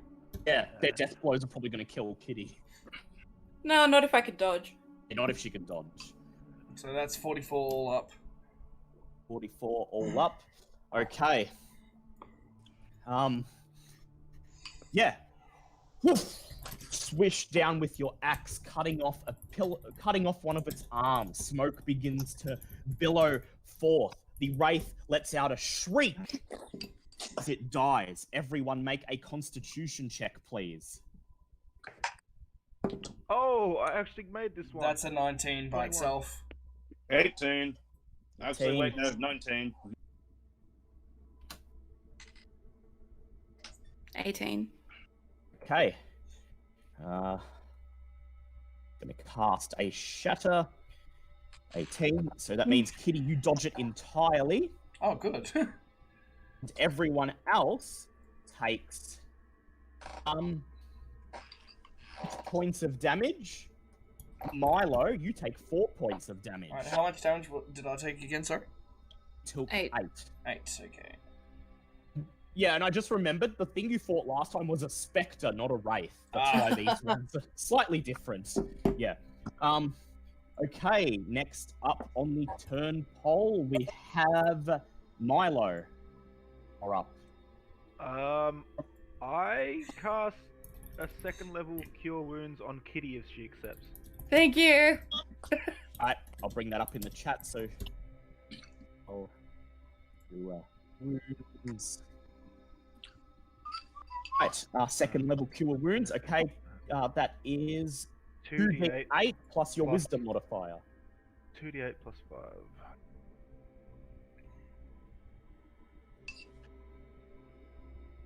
So it's, At 13 points. 13. It's going to get her back on her feet. Okay, you now have your 2 remaining attacks. No, bonus. I only attacks if I use an attack on my first go. Okay, yep, so that's your turn done. Next Thank up, you, Milo. Next up, we have Bartleby. And he's looking at his spell book and he says, nothing a bit of flame won't solve. Is that your answer for everything? Yes! So, you know, at this point, please burn this place back to And cleanse it. Okay. We're in range of that. I want everyone to make a dex save, please. Just fireball again. That is 19 by 11. itself. 12. 12, okay. Sorry, Milo, you failed. I'm gonna die. So did the 2 wraiths. 11. I ain't gonna pass. 25. Kitty, you don't get any damage. And, I'm just leaping all over the place, apparently. that new armor is helping you. I should have healed. Look, I myself. haven't even been using that. Fuck. Right, Angus and Milo, you each take 28 points of damage. I'm unconscious. Nargle, you take 14. Kitty, you take nothing. Milo, you have to make a death save. That's a 1. That's one Shit, failed that's death 20. save. And Shit. the 2 remaining wraiths each take 28. Okay, next we have Should have Angus. healed myself. Your turn. Okay. Well, in that case, I'm gonna throw out my last second levels, actually. I want to do pro hearing at 3rd level, but that also means if someone dies now, then I can't use Revivify on them. Yes, and you'd like to be able to. All right, well then, I'll just have to bust out my last 2nd level healing for prayer of Victoria, healing. go away. Shit. Right, prayer of healing.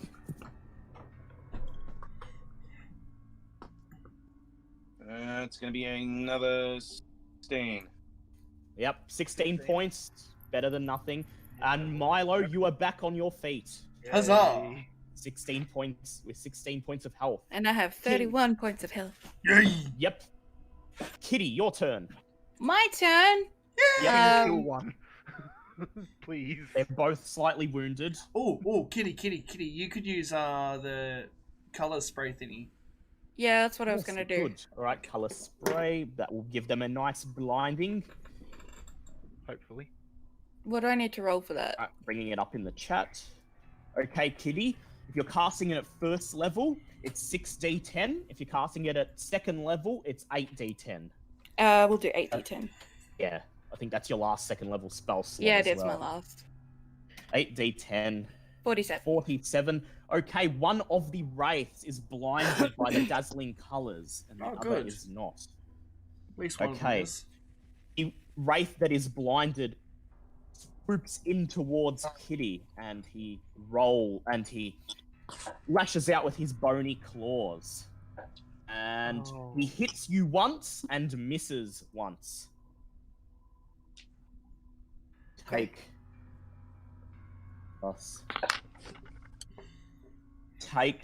22 points of damage, and he I'm heals gonna from- uncanny dodge. Right, uncanny dodge, okay. Make a Dex save. dex save, please.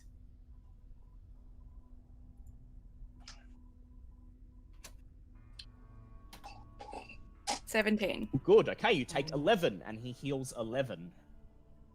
Right. The other one rushes towards Milo. Oh crap. Leave him alone.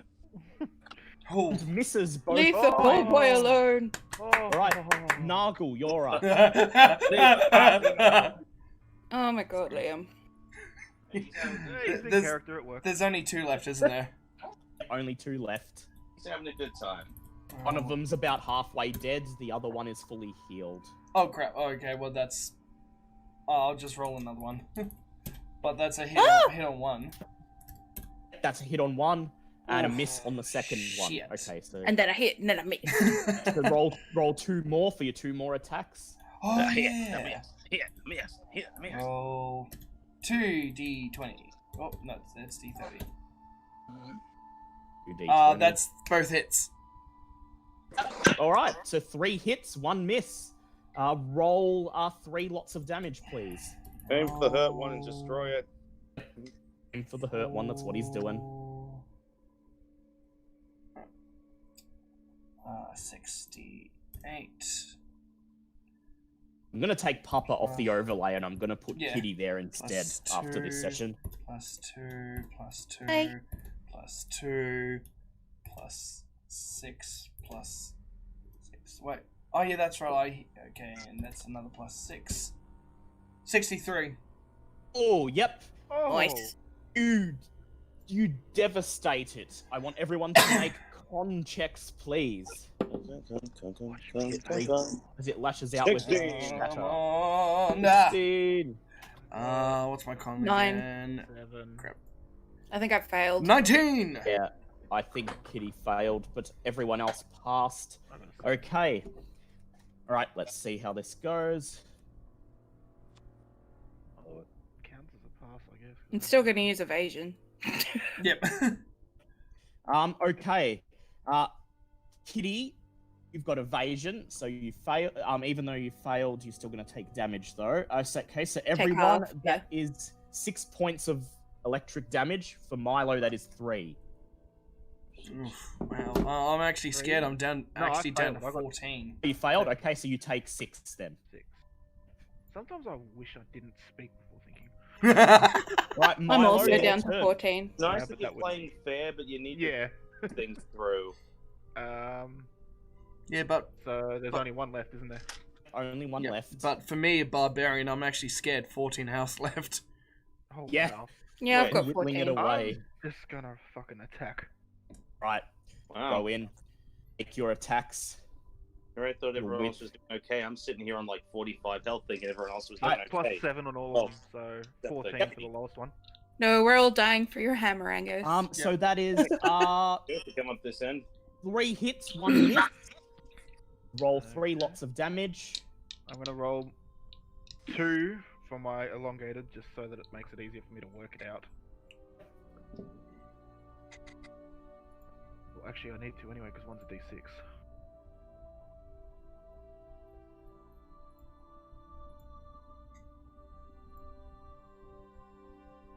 Eight. 22 damage for my elongated whips, and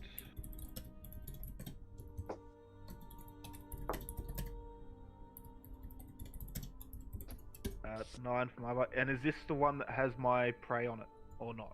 Well, there's only yes, one left. So. Yes.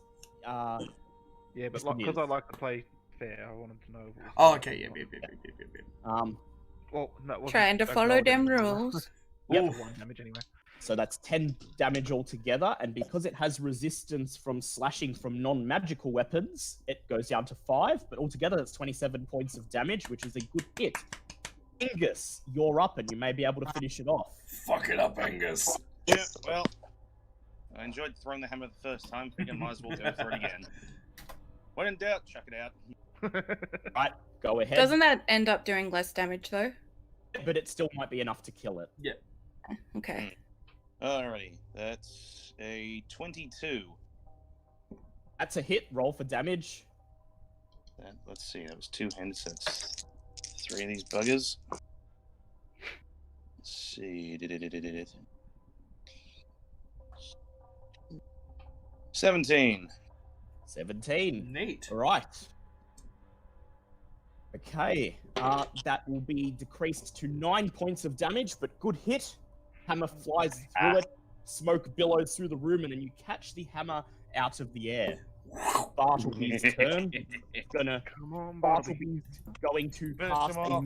mirror image on Milo. Not fire. There we go. No, Save. fuck, not Firebot, please.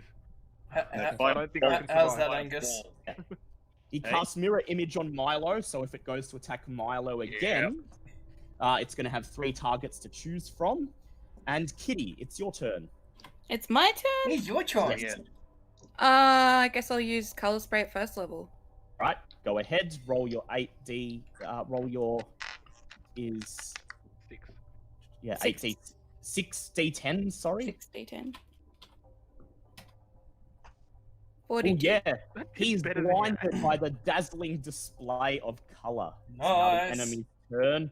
He rushes forwards towards one of the illusionary Milos. Thank God it's the illusionary one. Yeah, he's going for the shadow clones. Oh, And he misses hitting it, meaning he doesn't even dispel the image. Yeah. He's blinded. Nice. Nargle, you're up. Oh. Roll 1d20. That with plus 11, that is... Yeah, that's 18. 18. That is good. That's Alright, good. that's a hit. That's good. Roll for damage. Okay, that is... Roll... roll 2d8 plus 2 plus 2 plus 2. Oh, I'm Ooh. sorry. That I didn't. I forgot to add my strength. That's 20. Yes, 20. And that will finish it off Ha ha ha ha! with your axe. With a billowing scream, he raised eyes. And I won't get you to roll for that because there's no more monsters in the dungeon. So Fair enough. Mate, that is oh, at all. those were the last Yeah. monsters. no that more. was the last room. The fourth. Well, there's one more room, but it doesn't have any monsters in it. Oh, neat. Only 3 of the Excellent. rooms have monsters. And There that you is go. So we can and- check out that room? Yeah, we'll check Um, everything yes. out next week. What we'll do is because the dungeon is safe now, I'll get Just Kitty to roll to I'll just get roll Kitty to to roll an get- investigation check. Oh, yeah. And this will just count for everything. Yeah. I'm gonna search the rest of the dungeon. There's no enemies left. Yep. Cool. Mm-hmm. Oh, what's my investigation again?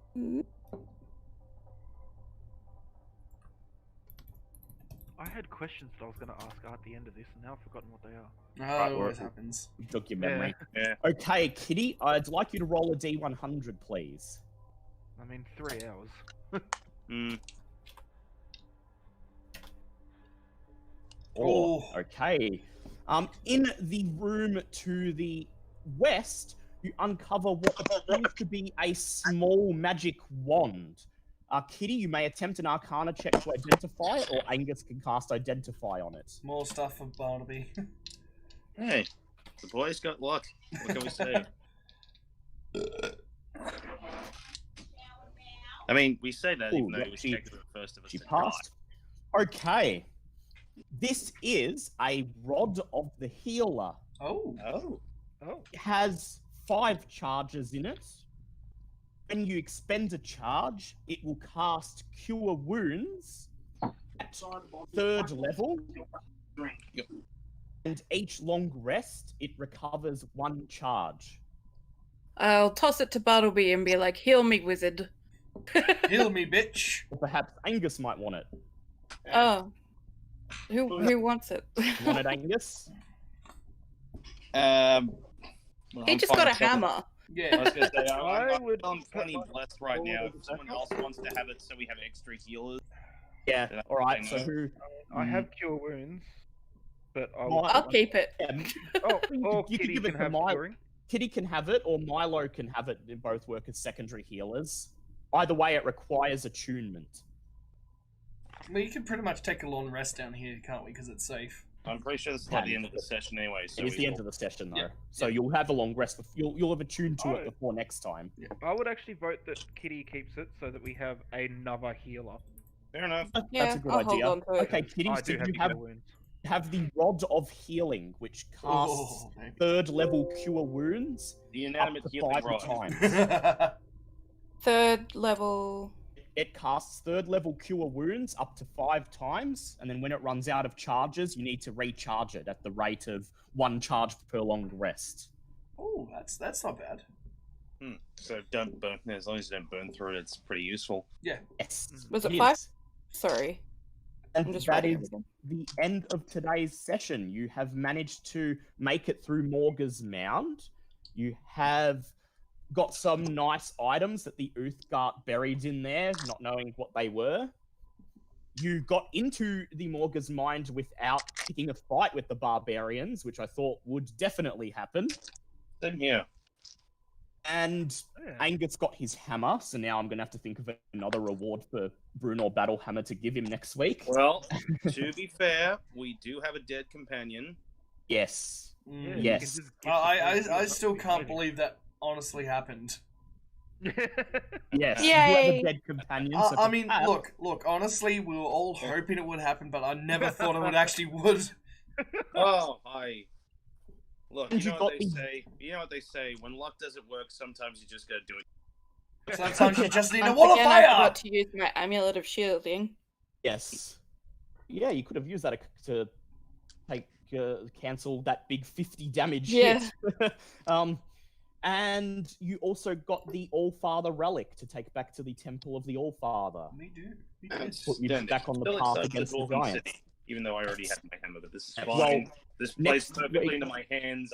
So many. Hold on, so many wait plans for this. for Dale to say what we're doing next week so I can Sorry? end the And stream. next week, you are going to go to Gauntlgrim for sure, because it's the closest nearby settlement. You've got one companion who is dead, and you have 2 companions that have contracted ghoul disease. Yep. So you're going to want to go there, and Angus has been excited for it the whole journey down here. So Plus, now, oh no, you guys are gonna definitely need a temple to go to, and there's only one in the city. Who likes Moradin? and also the forge to fix the tank and do some enhancement of your equipment. Oh, Guessing we're gonna get our drink on. Yes, and, yeah. and yeah, you drink. enough. It's a dwarven city. If we're not drinking, there's something wrong with you. So while everyone's drinking, I won't be. Yes, you will not be. No, the riot act still needs to be read out. Yeah, that's next week's. And I heard part of it today. Alright, M1 will still be dead, and maybe that will be the reward Bruno Battlehammer. yeah, provides who wants to you. let him know? I will I'll let do him it. know. I'll do it. That was my fault.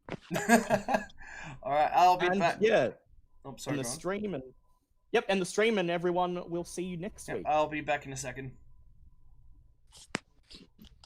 Alright, everyone, so that was this session of D&D. I honestly did not think the bard would have died, but there you go. My god, that actually fucking happened. Oh. And I got worried for a second. First time in God knows how long in combat I got down to 14 HP. Holy shit. Alright, I'm gonna have to go. My cats are looking at me like they're gonna eat me. But I will be back in a few hours, not sure how long it is, because The Last of Us 2 comes out, and I will be streaming the shit out of that. So as soon as I find out when it comes out, last time I looked, it was 11 hours, but that was ages ago. But it will be sometime tonight. As per always, thank you everyone who has joined in today. If you haven't already, hit that like, sub button, and follow me on the Discord if you want to stay up to date of when I'm streaming. But until then, I will see you guys for Last of Us Part 2. Also, if you know friends who like D&D and Call of Cthulhu, which is tomorrow, refer them to the stream. Help me grow. That'd be awesome. You guys are great. Thank you so much, and I will see you all